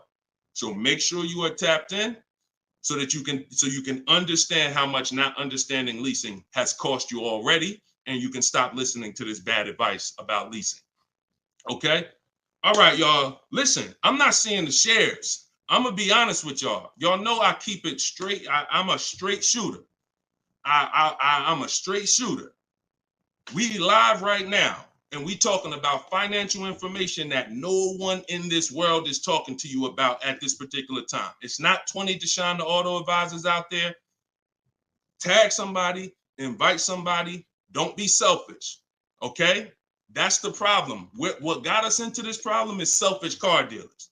So if we're going to solve this problem and help people, we need to all participate, and we need to be inviting people to this show so that our friends a year from now don't come to you and be like, damn, man, I got this horrible car deal, man. And now you know that you were sitting on this show talking about how to get your great car deal, but you're not telling friends. So shout out to the sharers. I appreciate y'all. All right, go ahead. Shoot the next question up, Dolan. I see you, LA Connects. Appreciate you. Let's go. When I see leases advertised on TV or radio, why do they always have thousands do a signing? Well, this is a similar question. All right, Steve Phillips asked a question from TikTok, and then I see Dreamer asks about advertised leases that she sees that always require thousands down. So you always tell people how to customize your lease. You do not go into a dealer. If you first of all, we only go into a dealer to test drive. If you're shopping for a new car or a lease, you should only be in the dealer for 20 to 30 minutes, and your only purpose to be there is to test drive or to pick up your car because they won the bid. This is what I teach. This is all in my book, Cars from Home, 7 Steps to Saving Time, Money, and Avoiding Dealers. You can get your copy for 75% off. In my TikTok bio, in my Instagram bio, it's a 7-step system for leasing, purchasing, new cars, used cars, everything. But part of this particular way, we shop. Shopping is not buying. And what the car business has taught you to do is mix the two into one. You go shopping to decide what you want. That's the purpose of shopping, y'all, to decide what you want. Deciding what you want is test driving, making sure your kids can fit in the car, making sure it has enough room, making sure it feels good. Once you decide what you want, now you're coming home and you are emailing them through their website, and you're going to request your offer. So you are not ever going to say, work me up a lease, Mr. Car Dealer. If you say work me up a lease, they're going to work you up a lease based on probably a couple thousand down, probably leave out the tax and the fees, and you're going to deal with that nightmare of traditional car shopping. You are always going to request your leases with no money down, zero. Now, I want y'all to remember this. We do not want to use this term anymore, down payment. We want to start using, remember this, and I want y'all to write it after I tell it to you. Total out of pocket. Total out of pocket. Or you could put TOP. All right? Everybody who's locked in, I want you to type TOP. Okay? Type TOP. I want to see the people that are locked in. If you've been in my master classes, we're about action here. We're not about casual nothing. No one's fighting for your money if you're not. No one, you're not going to casually save $5,000, $10,000 and avoid this if you're not locked in. Okay, type TOP. I see you, Dreamer. I see you, Daryl. I see you, Brittany. All right, I see you, Jay Boogs. All right, I see you, Patrice. I see you, Instagram. All right, Instagram and TikTok locked in. I don't see Facebook and YouTube locked in. I'm just telling y'all. I'm gonna start calling some of you out, because you're not gonna win if you're not locked in. This is big money, and there's $1 billion industry that is depending on you staying stuck in the old way you buy cars. So TOP, I see you. That's the term. No longer do you say down payment when you're talking to dealers. I see you, LaDonna. Way to represent Facebook. You are gonna say total out of pocket, because total out of pocket means, Mr. Dealer, this is the total amount I'm giving you. Down payment can be mixed up. Down payment can mean, $2,000 down plus tax. $2,000. No, it's different than out the door. More, that's a different term. There is a place for out the door price, but in this particular case, we are using total out of pocket when we are contacting dealers to request our offers. First payment is the only thing we are putting out of pocket when we're getting lease offers. So it does not mean we're not going to add additional money later, but it does mean for the offers that we're going to look at, I need my first month's payment out of pocket, and then you give me your offer. What that allows us to do is divide that monthly payment into the MSRP of the car and get that formula that I was talking about 10 minutes ago, that 1% formula, that 1.2%, that 1.5%. You can only work this with first month's payment out of pocket. So we dictate how we want the quotes. And if somebody says, hey, 2,000 down, you're still going to come back to them and say, hey, please resubmit the quote to me with only first month's payment total out of pocket. See, car dealers, we understand those terms. We know what total out of pocket means, but what we're depending on is that you don't understand what that means. The 80% of dealers are depending on the fact you don't understand what total out of pocket means, and they can just flip it up on you. So that's what we do. It's not about advertisements. Let me show y'all something before we move to the next question. Get the next question ready, Dolan. I'm going to show you a deal that somebody in the Cars from Home library made, somebody who uses my stuff. Don't shoot it up yet. Not yet, Dolan. Hold on. This is Charles. Charles got a Hyundai Palisade. $48,000 vehicle, $48,595. We always request our quotes with 12,000 miles per year, always. If you're gonna do, Deshone, I do 18,000, then you're gonna adjust your mileage after you find your best deal. You're not gonna do quotes for 18,000, always with 12. And then once we find our best deal, then we're adjusting. But Charles got $597 on a $48,000 vehicle. That's all he gave them, $597. So if he had depended on advertisements, he'd never get this deal. Hyundai Palisade like that, that's probably $597 with $3,000 out of pocket plus tax and fees. What am I trying to tell you by showing you this? Great deals are not advertised. Great deals are never going to be advertised. Great deals are made in the background. No one knows about them. Dealers don't even want to make them. They're sitting there saying, hey, listen, can you get them? They're talking to the salespeople. Hey, can you get them to come up a little more?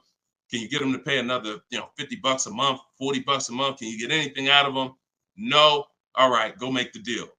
That is what a great deal is. Not something that you're going to see on commercials advertised to hundreds of thousands of people. So forget about commercials. Commercials are for people who don't mind overpaying. People who shop for deals the way I'm teaching you to shop, our deals are never going to be advertised. In fact, when you go pick up your car, they might tell you, listen, I'd love for you to send me some friends, but don't tell them what you're paying because I can't duplicate this deal. This deal, I can't, I don't want to do a deal like that. So that's what we do. We customize our quotes. We don't let other people customize them. And you can do deals with no money down all day long. Go ahead, shoot the next one up, Dolan. Oh, here we go. I need to purchase a car in less than 2 weeks. Trying to determine lease or purchase. Easy. Who wants to know beyond a shadow of a doubt whether they should lease a vehicle or purchase? Type me if you're just like, Deshone, I've heard this, I've heard that, but I really want to know what's best. All right, all right, I see you, Tavy. I see you, Veronica. I see you on TikTok. TikTok is commenting fast. I need Instagram. All right, I see you, Patrice. All right, I see you, The Well Life. Perfect. All right. TikTok and Instagram is on point. Facebook and YouTube, y'all got to type fast to keep your hands by your keyboards. All right, Terrence. Okay, so here is the determining factor. In my book, I teach 7 steps to 7 steps. It doesn't matter. The first step is the most important question. The most important question, I want y'all to remember this. It's tied to something I created called the 8-year rule. The most important question is, and I want you to answer it, for everybody shopping for a car, or if you will be, how many years are you keeping your next car? This is the first thing you ask yourself. This is the first thing when your family is looking for a car, your son, your daughter, your spouse. The first thing you're asking yourself is, how many years am I keeping the next car? So answer that question. What you're going to see is if you're learning from me and you're going to use what I'm teaching you, it's going to be a system. We're not winging it anymore. We're not randomly shopping and doing things based on, all right, I think I should do this now. I think I should do this now. My book, all of this is in my book, Cars from Home, 7 Steps to Saving Time, Money, and Avoiding Dealership. You can get yours for 75% off in my TikTok bio. It's normally $97, but for 30 minutes, you can get yours for 75% off. You go to my TikTok and Instagram bio. So I see you, Latasha, 5 to 6 years. Tavy, 5 to 6 years. All right, Crowsman, till the doors fall off. Okay, The Well Life, 6 or 7 years. Everybody answer that question. 8 to 10 years usually. I see you, Terrence. Brandon Steph, 10 to 15 years. Okay, just bought the book. Hey, congratulations. Use it. Enjoy it and use it. Well, life. You're gonna love it. And make sure you write me with your success stories when you get your car. Send me the deal. Congratulations. So 5 to 7 years. So now remember this, and don't try not to say something abstract. Like long as possible, that's too abstract. Like years. What's our goal? 8, 10, 15 till the deal till it doesn't drive anymore. Whatever. We want to get a clear picture. Here's why. This is going to be your first step from now on when you are car shopping. Asking yourself this question. We're still on the overall question, which is should we lease or buy? That's the question we're on overall. Now I'm going to show y'all something that's going to help you understand why we asked this question first, and it's the depreciation scale. So I'm going to use this for you to understand. When you buy a car today, if I put a $30,000 car outside your house right now, if you didn't drive it, you don't drive it 1 mile, is that car worth $30,000 a year from now? You never touched it. You never touched it. Is that car worth $30,000 a year from now? Exactly, Dominic. No. Okay, Veronica. No. Okay, Crowsman. No. So we understand Wu-Tang Land. No. That's your first lesson on depreciation. That's something called the unseen expense. This is the expense most people are not trained to see. That's why they buy their cars and think, oh, I could just drive as much as I want, and it doesn't matter. I'm not paying for the miles. You are paying for the miles. Let's go deeper with this lesson. Now, if you don't drive it 1 mile, we all agree it was worth $30,000. A year later, it's probably worth $25,000. We didn't touch it. Now, if we drive it average miles 12,000, it's probably worth 22. You know, if we drive it high miles, it's probably worth 20.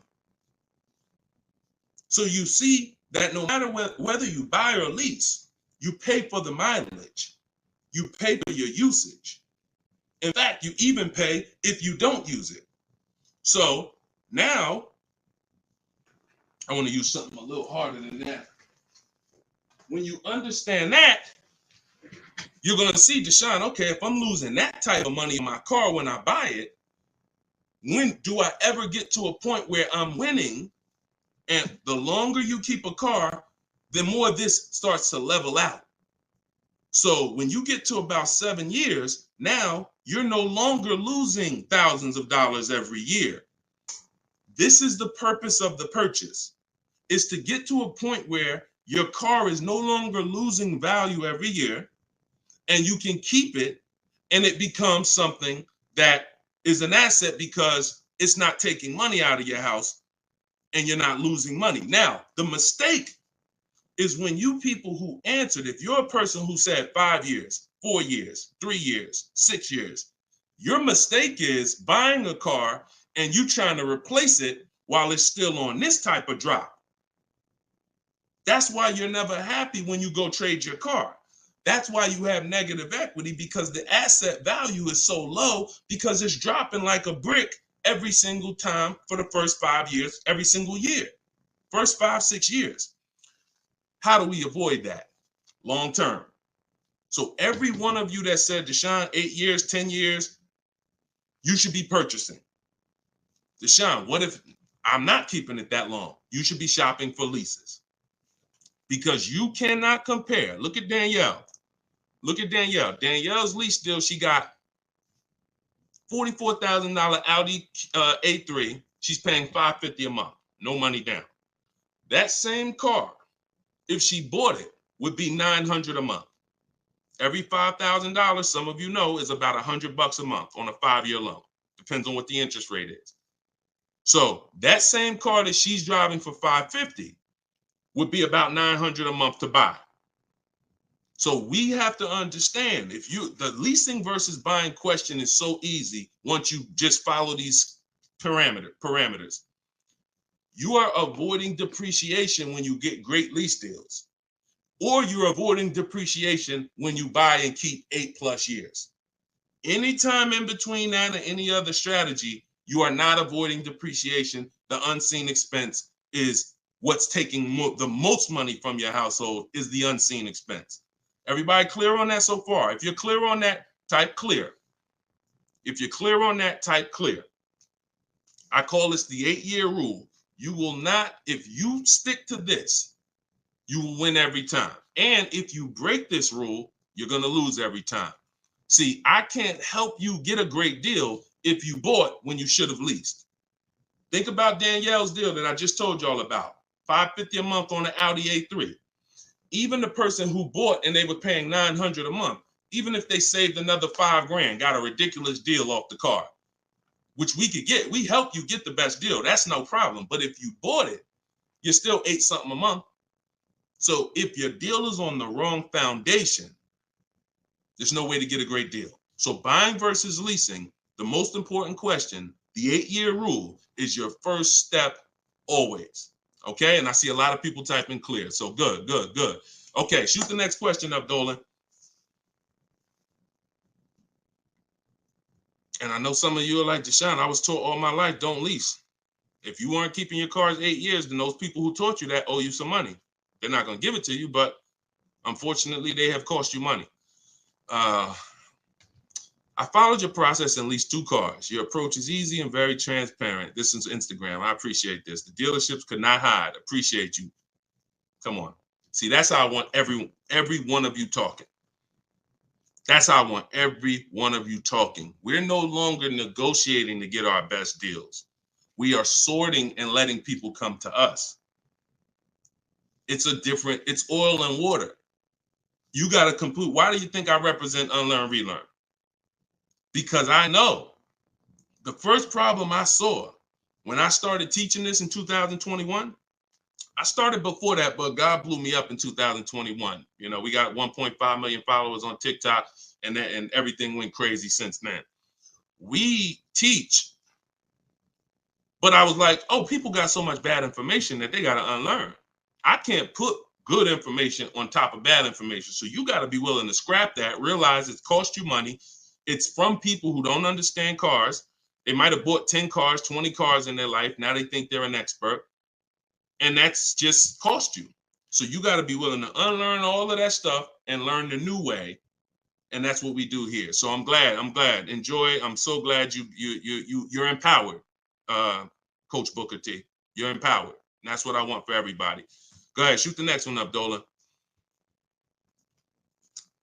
I have a Jag and need to downsize. All right, we'll get to you. I see you on TikTok. I have a Jag and need to downsize. Thank you, Brandon. Appreciate all the gifts on TikTok. Could y'all keep running the screen, the likes up, tapping the screen? If you're spending time with us and you're going to spend a couple minutes with us, can y'all just every couple minutes just tap the screen, keep shooting those likes up? We get TikTok's attention. We let them know we talking about things over here that more people need to hear. So appreciate all of you. I see you already. All right, this one's from TikTok. How long can you keep a car when you lease? Asking with miles. 3 years. 3 years. We don't do 4-year lease deals. Stay away from 4-year lease deals. When you are getting your offers, and we do this online, so we go direct to the dealer site. We don't go through a third party because they pay for those leads. We don't want anything that drives the cost up when it comes to us. We go direct to the dealer's websites. In my book, I have a link to all the dealer's websites. I teach you how to do a radius search, and it takes about 15 minutes to contact 25 dealers, because when we shop for new cars and leases, we use something I created called the 25 to 5 strategy. So we're going to connect with 25 dealers online, and then we're going to get 5 to 7 quotes from that. So we're going direct to the dealer's website. That also allows us to shop out of 25 dealers' inventories, because 1 or 2 dealers is not enough. They might not have what you're looking for. Now you're at the mercy of who has what you're looking for. When we connect with 25, we're typically going to be able to get 5 to 7 offers from that. So this takes about 15. It just takes about 15 minutes. But we don't want to, like I said about 10 minutes ago, we dictate how we want our leases customized.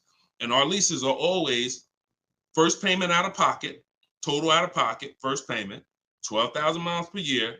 And then we are, we're doing 12,000.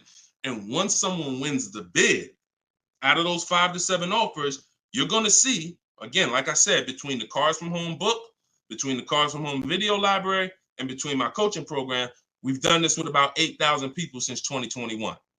I can tell you we have enough data to tell you this is how it goes.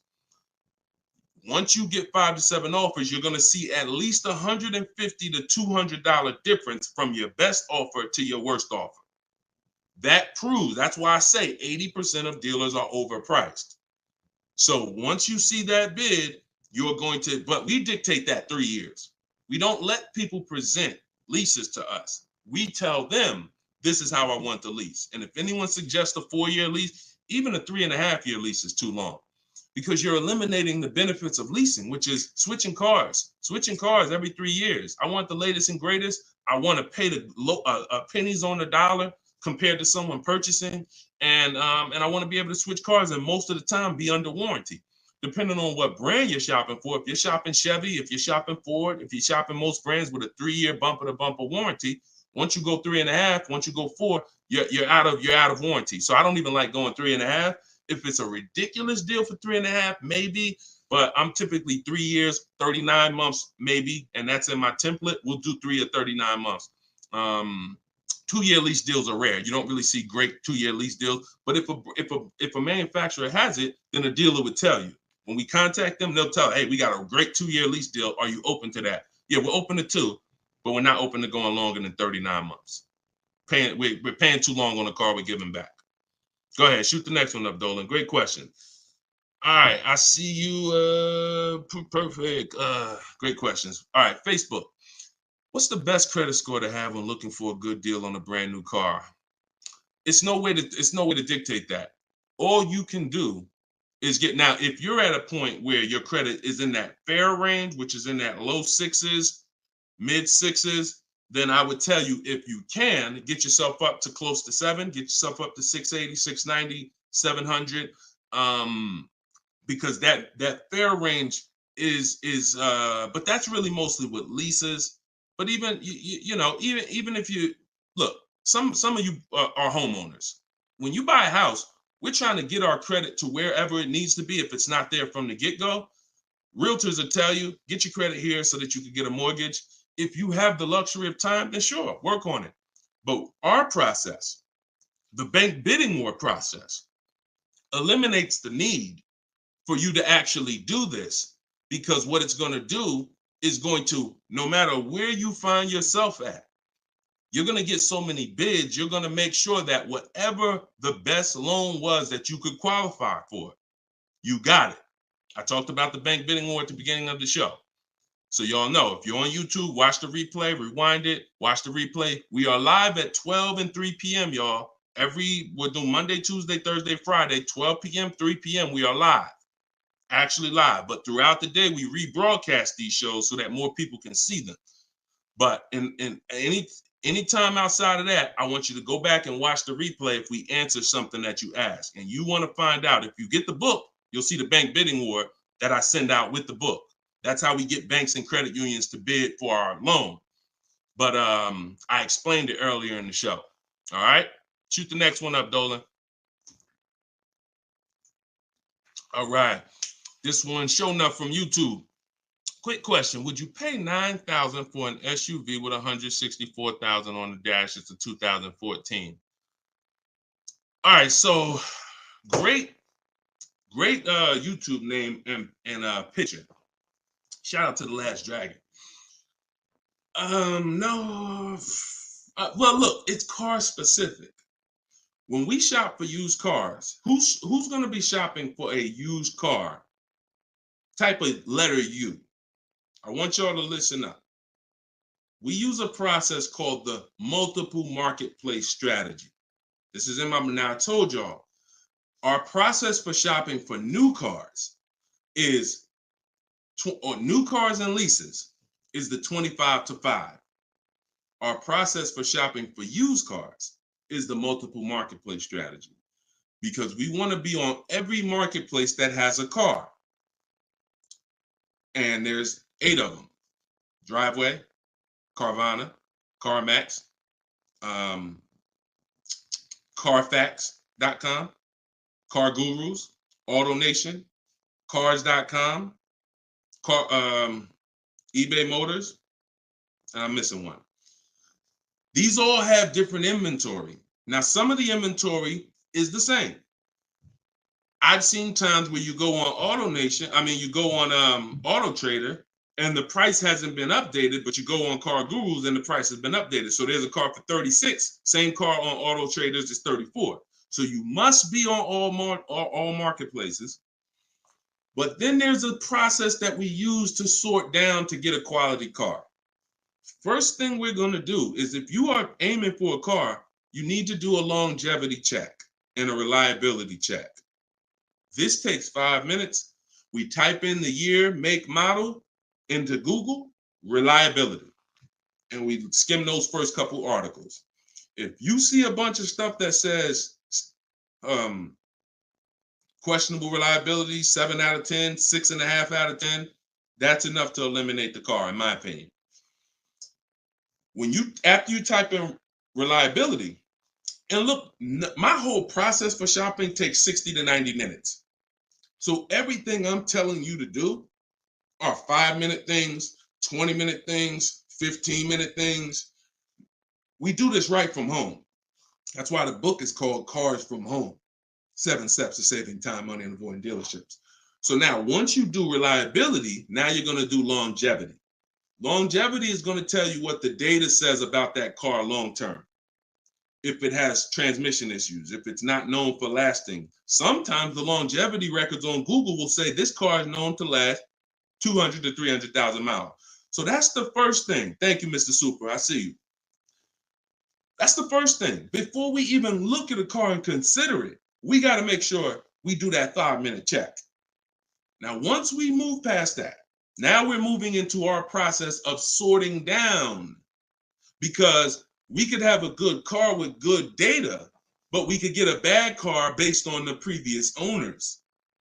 So first thing we're looking at is the Carfax. Carfax.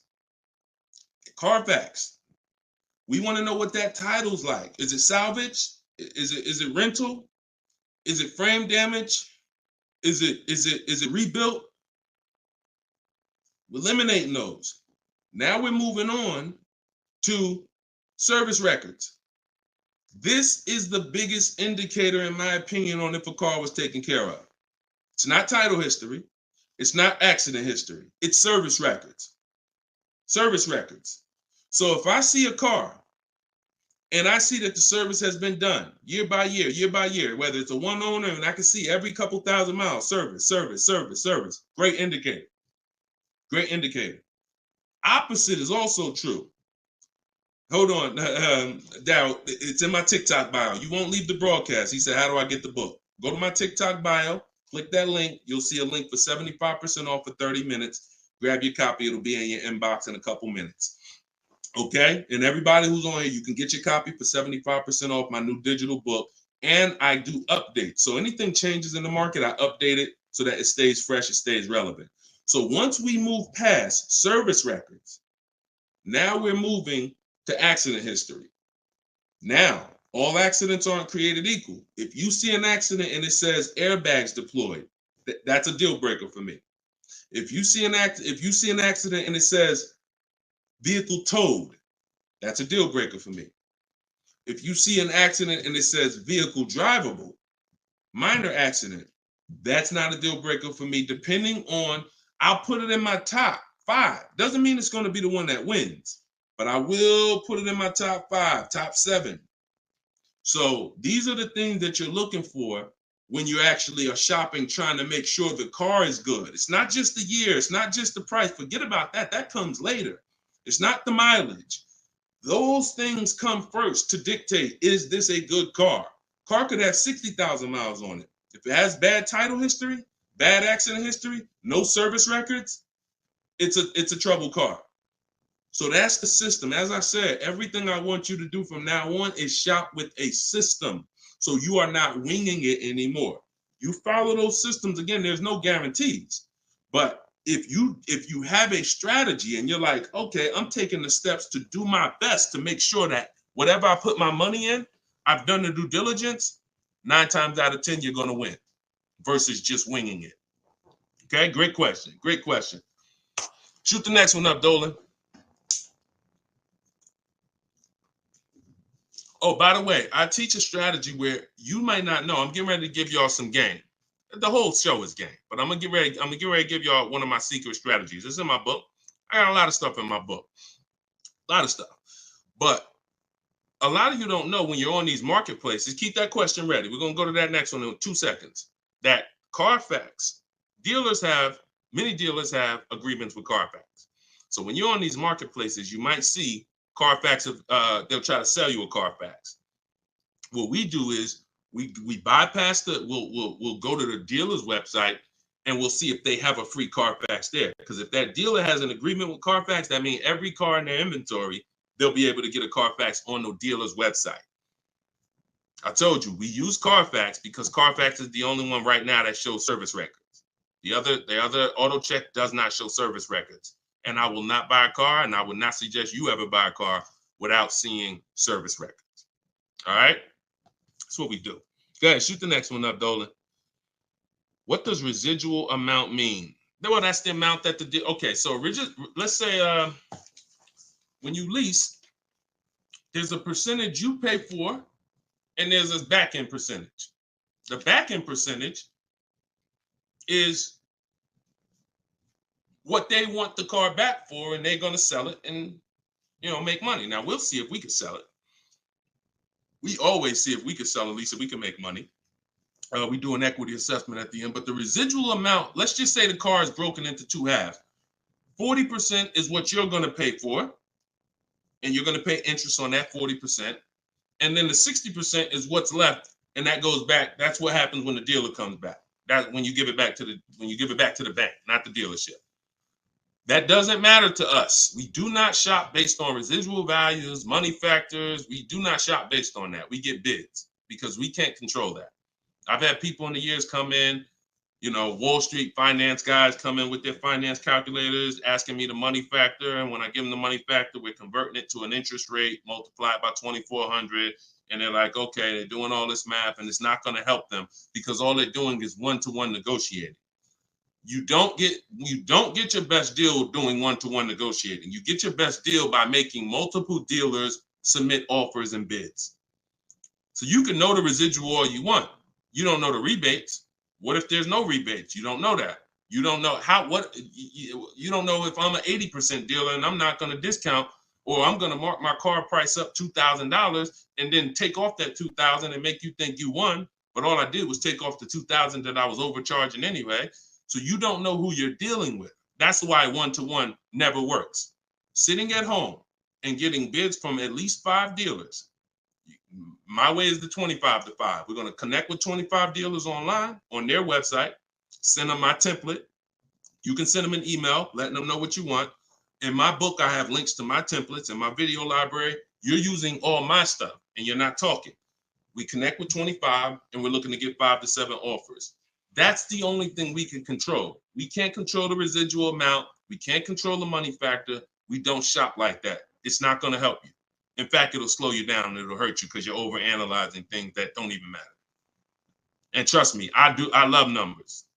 I love numbers. I was in calculus in 11th grade, so I can do this stuff in my daggone sleep.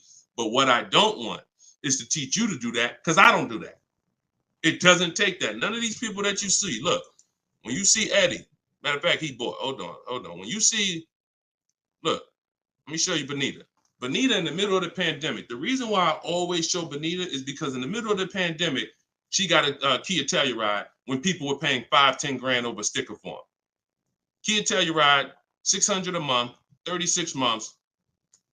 She drove out. It's like a $46,000 vehicle. People were paying $800 a month. Some of you may know somebody who's leasing a Kia Telluride that they got during the pandemic. If they didn't put money down, they're paying $800 a month, $700 something a month, minimum. Now, one thing people will never tell you, though, is the money they put down. So don't even ask them because, people tell you, oh, I'm paying $600 a month myself. They'll never tell you they put $4,000 down, though. Never. So, but yeah, when you are shopping like this, you're getting bids. She doesn't know what the deal is going to be until she shops. And when she shops, she doesn't care about the residual value. It doesn't matter to her the money factor. None of that stuff matters. The only thing that matters is let me get my bids and see who's going to win the bid. That's it. That's it. Go ahead. Shoot the next one up, Dolan. Let me put that banner back up. For all of you who just jumped on, this entire show is sponsored by my new digital book. It's called Cars from Home. 7 Steps to Saving Time, Money, and Avoiding Dealerships. I'm the author of that book. I'm also the creator of the Cars from Home video library and the Cars from Home coaching program. You can get your book for 75% off in my TikTok bio, in my Instagram bio. It's normally $97, but you can get your copy for 75% off by going to my bios and getting it, or you can scan the QR code or go to deshonsbook.com. 75% off for 30 minutes. All right? So get your copy. Everything I teach is in there, and you can reference it for life. All right? This one's from TikTok. When I see, we already did that one. I know you're snatching all the questions, but I tied that question in. Even though you didn't post it, I tied that question into the other person who was asking about zero down leases. All right, thanks, Dolan. Okay, this is another one from TikTok. Lease mileages. Let's go, Instagram. Make sure you're typing your questions. All right, make sure you type in your questions, Instagram. We live every day at 12 and 3. So let's see. TikTok. Lease mileage 10,000 under allowable. Does that value when getting next lease? No. What you're going to do is you're going to do an equity assessment. You are not going. How many people right now have dealers calling them, telling them to come in and they can get you out of your lease, or they could trade you out of your car and put you in another car? How many people have either phone calls coming in, emails, or you get mail? Hey, Leo, good news. We need your 2019 car. We have somebody looking for that car. How many people are getting those emails or those calls right now? When you get those emails, look, all of them, look, look, I do every day, Matthew said. Look, so when you get those calls, what they're doing is we have automatic algorithms, like automatic technology that generates these lists for us. It's not that they saw your car exactly and they're like, oh, I love your particular car. So what you got to know is, what's the goal? The goal is to get you to come in and get you to have them be your first offer on your vehicle. Now, we never want a dealer to be our first offer. Hold on, Tiffany. We never want a dealer to be our first offer. We want the dealer to be our last offer all the time when it comes to our car that we're replacing. So you're going to do something, Wanda, called an equity assessment. You're going to call the bank. You're going to ask the bank 2 questions if you're leasing. 1 question if you own. What's my payoff? That's the question everyone asks. If you're leasing, you're going to ask the second question. Do I have a third-party restriction? If they say no, then you need to write that down. If they say yes, you need to account for this. Once you hang up that phone call, you're going to do this equity assessment, which is going on the 6 websites I mentioned earlier: CarMax, Driveway, Carvana, Kelly's Blue Book Instant Cash Offer, AutoNation, Sell My Car, and Car Guru, Sell My Car. Every one of those sites, if they ask you, if you have a loan, if you are leasing, when they ask you, is the car owned, finance, leased, you're going to put owned. Don't put lease, because it triggers something in their website. They don't know how to separate third-party restrictions and not. And just so you know, for those of you who think you can't sell your lease because you have a third-party restriction, you're wrong. We sell leases with third-party restrictions. A third-party restriction doesn't mean you can't sell your lease. It means you can only sell your lease to a dealership that sells the same brand. So if I have a Nissan lease, I can only sell my lease directly to a Nissan dealer. And I'm selling and getting what? What's the best? What do we do? Bids. I'm not, every Nissan dealer is not the same. So for those of you who had third-party restrictions, I saw a lot of people, I had to buy my car and resell. We don't do that. If you have equity, $3,000, $4,000, $5,000 in equity in your lease, you are now going to sell that car to a local dealership, and we're going to get bids. I have a script in my book for talking to used car managers and getting bids from local used car managers. Now, if you don't have a third-party restriction, it's even easier. You're going to get those bids, those 6 bids, and you're going to sell to one of those. If you have a finance, it's even easier. Finance and no third-party restriction is pretty much the same. You're going to sell to the highest bidder of the online dealers, and if you have to replace your car, you're just going to keep those offers on hold, because some of you are going to say, well, I could make $3,000 selling my car, but I need to find my new car first. No problem. In my book, I teach something called timing the transaction. You're just going to put those offers on hold. You're going to start your shopping, and you're going to find the dealer who's going to win your bid to sell you the car. And then you're going to pick up your new car and sell your old car the same day. These companies cut you a check. This isn't like Facebook Marketplace. You go into CarMax, literally they inspect the car, they cut you a check, you leave with the difference. It's not a 2-3 day thing. This isn't like, oh, I need to. No, this is very simple to do. And that's the equity assessment process. We get bids on everything. Our old car, our new car we're buying, our loan. Everything's a bid.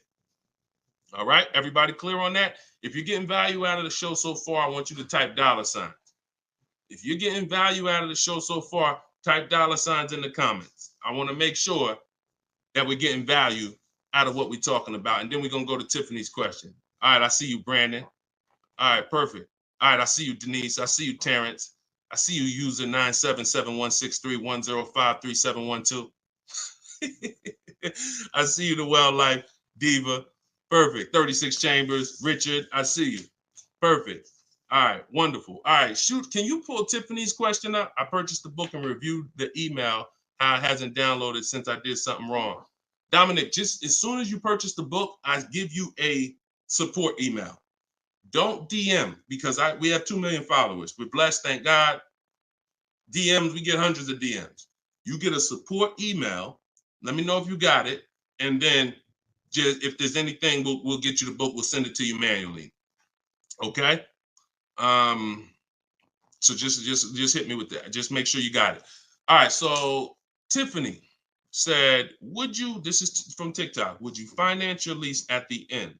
2018 Audi S5, 42,000 miles, 5K down, 12,000 miles. So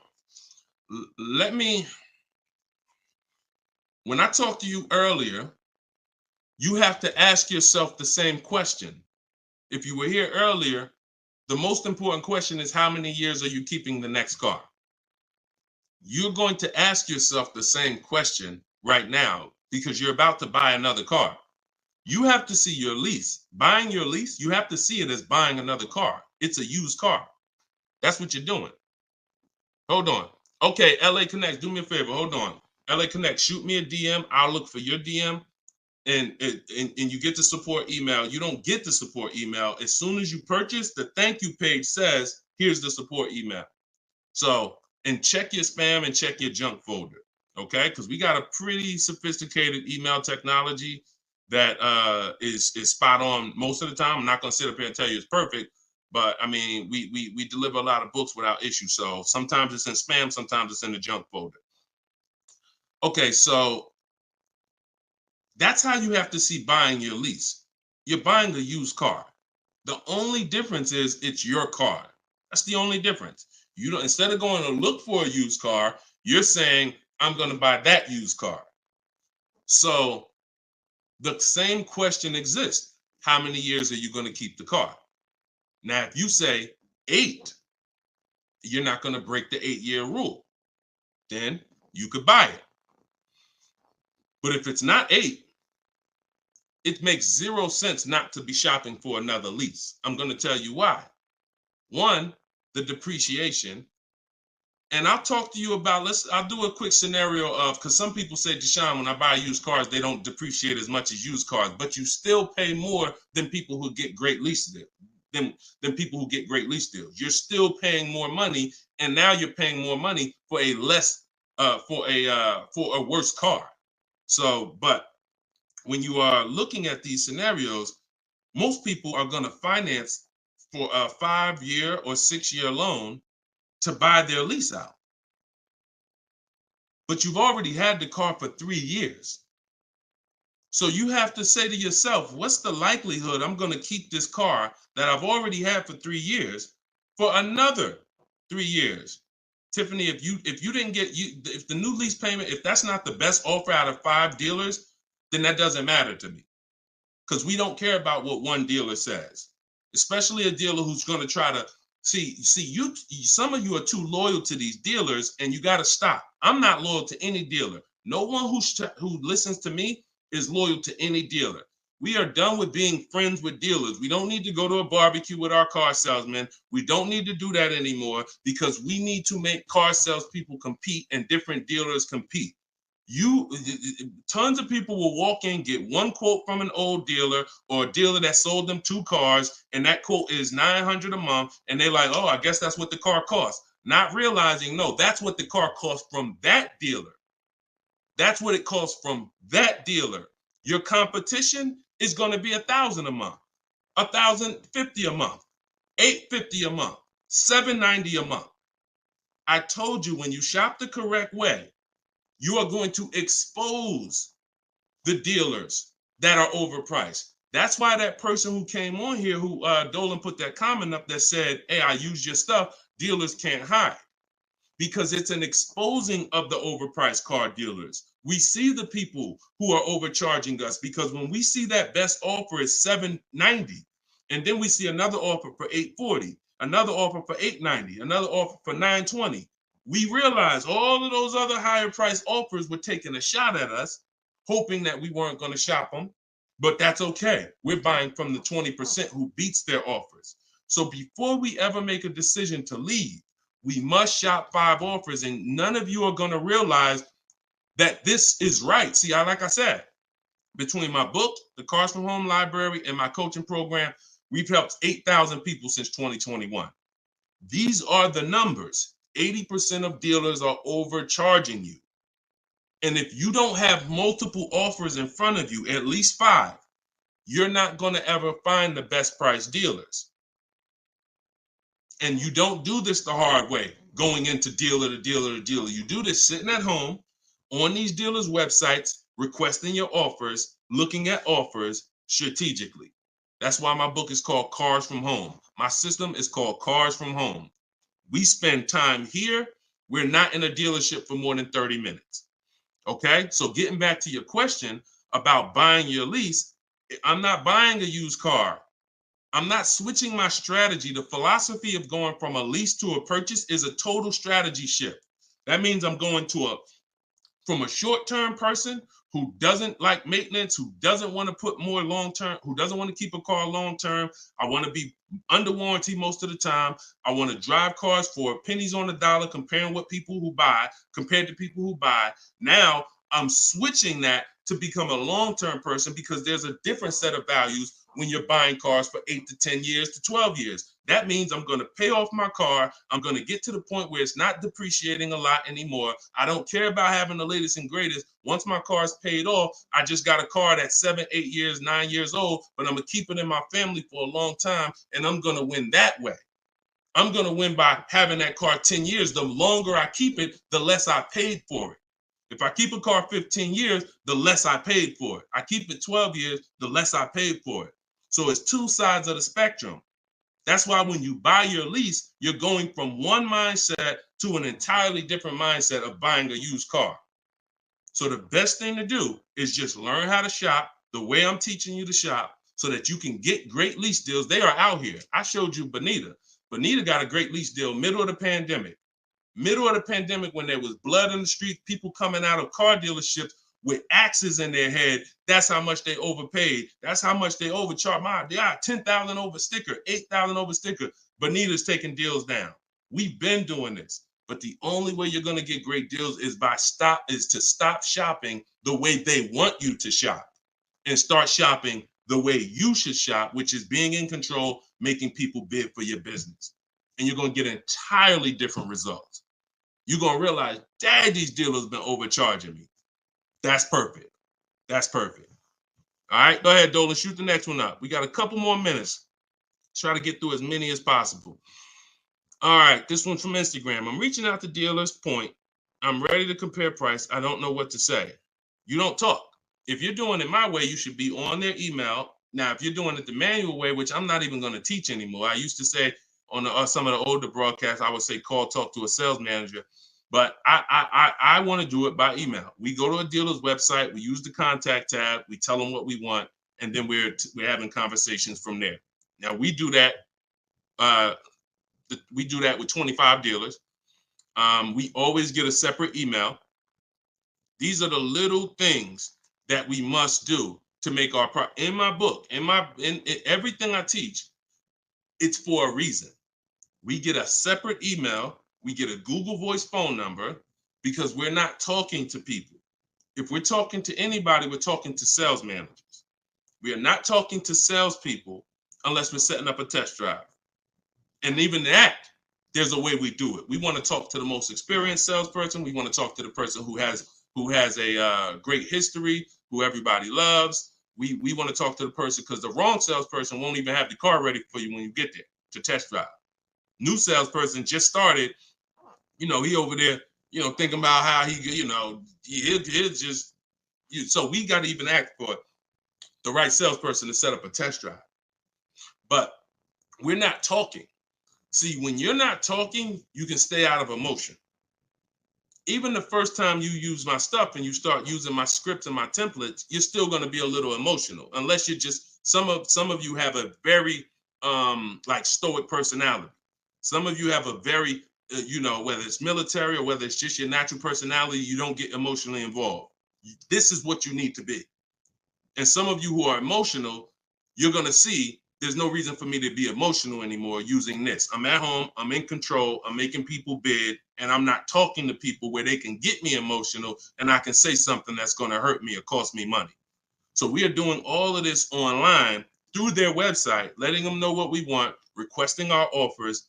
And like I said, we do something called the 25 to 5 strategy, where we're connecting with 25 dealers online to get 5 quotes. That's how we shop for new cars and leases. Not used cars, new cars and leases. So you shouldn't be talking saying, I don't know what to say. You are reaching out to them. First thing we're going to do is let them know what we want. After we confirm the dealer has what we want, then we're going to request our quote and our offer. So that is what, and if you are shopping for a purchase, then we're requesting an all-in quote. We're requesting an or total, all fees, everything included. And if we're shopping for a lease, I talked about earlier how we get our lease quotes and how the format that we have when we're shopping for our lease quote. So my book is $24 if you get it at the 75% off. In that book is my scripts. In that book is my templates, where you fill in your information, you fill in the car you want, and I walk you through my entire process. I also have replies in there, because there's going to be things that they say. These are trained people you're dealing with. We deal with trained salespeople. So when you are reaching out to them, they're going to say things like, hey, when can you come in? Hey, okay, I'm handling my entire process from home. And then you always end with a question. All my scripts end with a question. You should always end your email with a question, not a statement. So if they say, hey, we only give quotes in person. Okay, well, no other dealer that I'm talking to has said that. Should I remove you from my list, or are you gonna present an offer? Always a question, because you bounce the ball back to them. So all of my scripts and my replies are in there. This is what, and there's, but you need to keep the conversation on your agenda. You're having a conversation online with these dealers. And that's why I say separate email, Google Voice number, dedicated, locked in. You don't want a bunch of car dealers' emails mixed in your personal email. That's not how we do it. That's going to mess you up. We do not do it like that. That'll confuse you. Now you're missing emails and all of that. Separate email. All right. Go ahead. Denise is asking, can you answer my question? I want to know if I have options. Can you find Denise's question from TikTok? Dolan? You see Denise's question? Give her a second. Thoughts on, while you do that, I'm going to enter this thoughts on leasing a Tesla. There's no price negotiation. There's no price negotiation. So there's no reason to get bids. You can't get bids on Tesla. Keep that up. I'm gonna get to that right after this. This is a short answer. What you need to do when you're leasing a Tesla is total out of pocket, first month payment, 12,000 miles per year, divide the monthly payment into the MSRP, like I said. And if it's over 1.5%, you're paying too much for a car you're giving back. So we still need to know if the lease deal's good. We still need to know if the lease deal's good. Doesn't matter. Even if it's no negotiations. Plenty of people out there that got bad lease programs that are dependent on people who don't know what a bad lease program is to come in and lease the car. And until we stop leasing those cars at these bad lease programs, when we stop, that's when they'll change. All right, it's always a buyer's market for us. Go ahead. All right, so this one's from Denise. I have a Jag and need to downsize. I'm retired and upside down 14,000.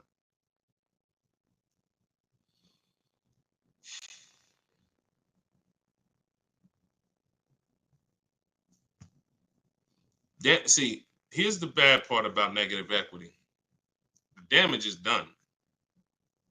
I wish I was the person who could, give back. A lot of what I'm talking to y'all about is I'm shouting from the hills and warning you. It's up to you to take the warning. But in this particular case, with negative equity, the damage is done. Now, how do we get out of it? It's only two ways. I talked to you about that earlier. Now, in your particular case, now there's a third way. It involves the car. If the car is totaled or stolen and you don't recover it and you have gap insurance, then the car is. So I can't say there's not another way, but we can't plan on that. That's insurance fraud. So in the case of what's legal and ethical, you can only sell the car or trade into or replace it with another car. And in the case of negative equity, if you can't sell the car, pay the difference, go to YouTube. After this, I spent probably 8 to 10 minutes talking about how to get out of negative equity. There's 3 ways. 2 of them lead to a new car, 1 of them doesn't. If you can't use one of the 2 ways, which is paying the difference between what you owe and the highest bidder, then you have to transfer that to another car, in which case you have $14,000. What's your car payment? How much is your car payment?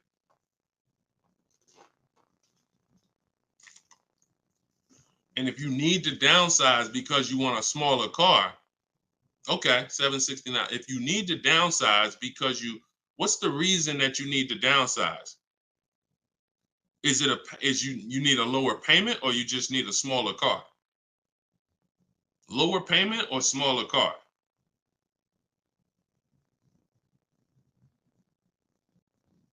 Sometimes I need to ask more questions. This is why, we go, I have 3 things I created: the Cards from Home book, and the video library, and coaching.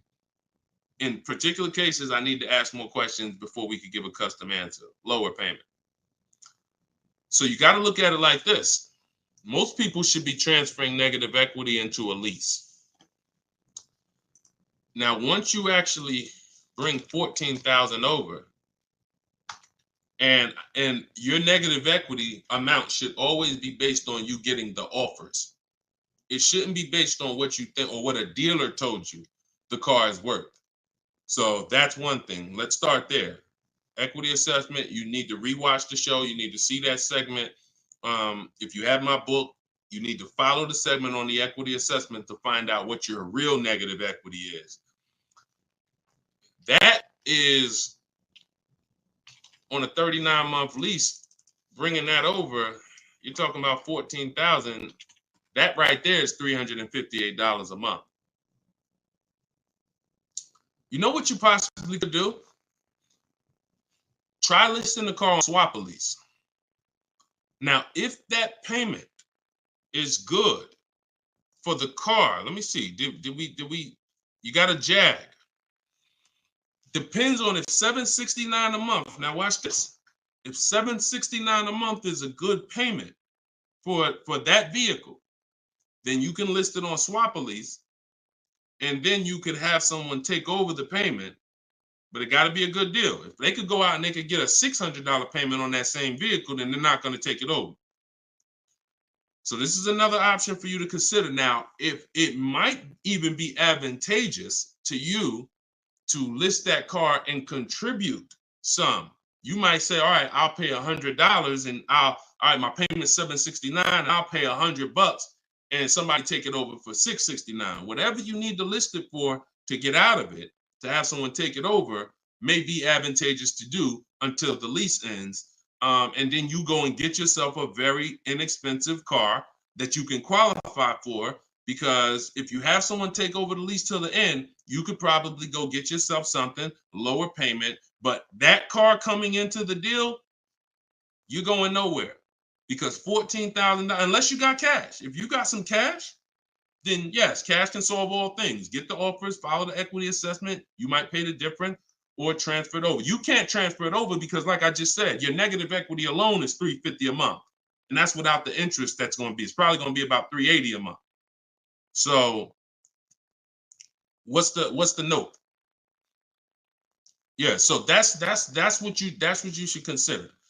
List the vehicle on Swap a Lease and see if somebody's willing to take it over. And if nobody's, okay, no problem. That's what you do. That's what you don't have that kind of money to contribute. 14K is a lot to be able to contribute. So so what you should do is do that. If you could get somebody, if no one takes it over for $769, then offer to contribute some money towards the deal every month.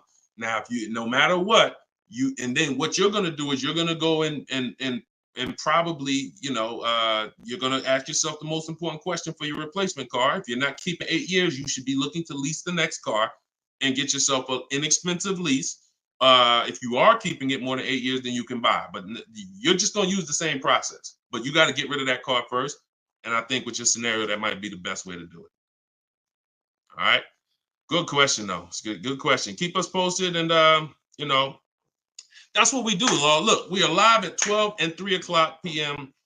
Eastern time, Monday, Tuesday, Thursday, Friday, which means we'll be back in a few for the next segment today. You can come back. We got a lot of questions. We're not always able to get to them, but you can tell your friend. I haven't really announced it because I didn't know when I was going to be live, but now we'll get to the point where we can let you know 12 p.m. Eastern time, 3 p.m. Eastern time. We're live, but we rebroadcast these shows all throughout the day, because people do get a lot of value out of the rebroadcast. But if you want to meet us live, Monday, Tuesday, Thursday, Friday, 12 p.m. and 3 p.m. Eastern time, bring your questions. And if you didn't know, my book, Cars from Home, 7 Steps to Saving Time, Money, and Avoiding Dealerships, is 75% off for 30 minutes, part of our welcome offer. So you can get yours in my TikTok bio or in my Instagram bio, or go to DeshoneBook.com in the comment section on YouTube or in the comment section on Facebook. Or if you're watching us on TV, you can scan that QR code. But that's what we do here, y'all. We peel back the onion. We make sure you know how to shop strategically. And I want you writing me with deals. I don't want you writing me showing me your car. Everyone's doing that. Hey, got the new G-Wagon. Got the new BMW. Oh, your boy upgraded. Never talk about what we paid for it, though. I want you writing me saying, Deshone, look at the deal I got. This was the best offer. I made dealer's bid. This was the best used car within 100 miles. I'm driving an hour to go pick it up. When you're driving 45 minutes, an hour to go get your deal, that's when you really know you won. It's not always going to be that way. Sometimes local dealers will win the bid, but sometimes you're driving 45 minutes and you're driving 45 minutes because he's saving you $3,000. So that's what Cars from Home is about. That's what my book is about. You can get your copy instantly, 75% off for 30 minutes. And I'll see y'all on the next show. God bless.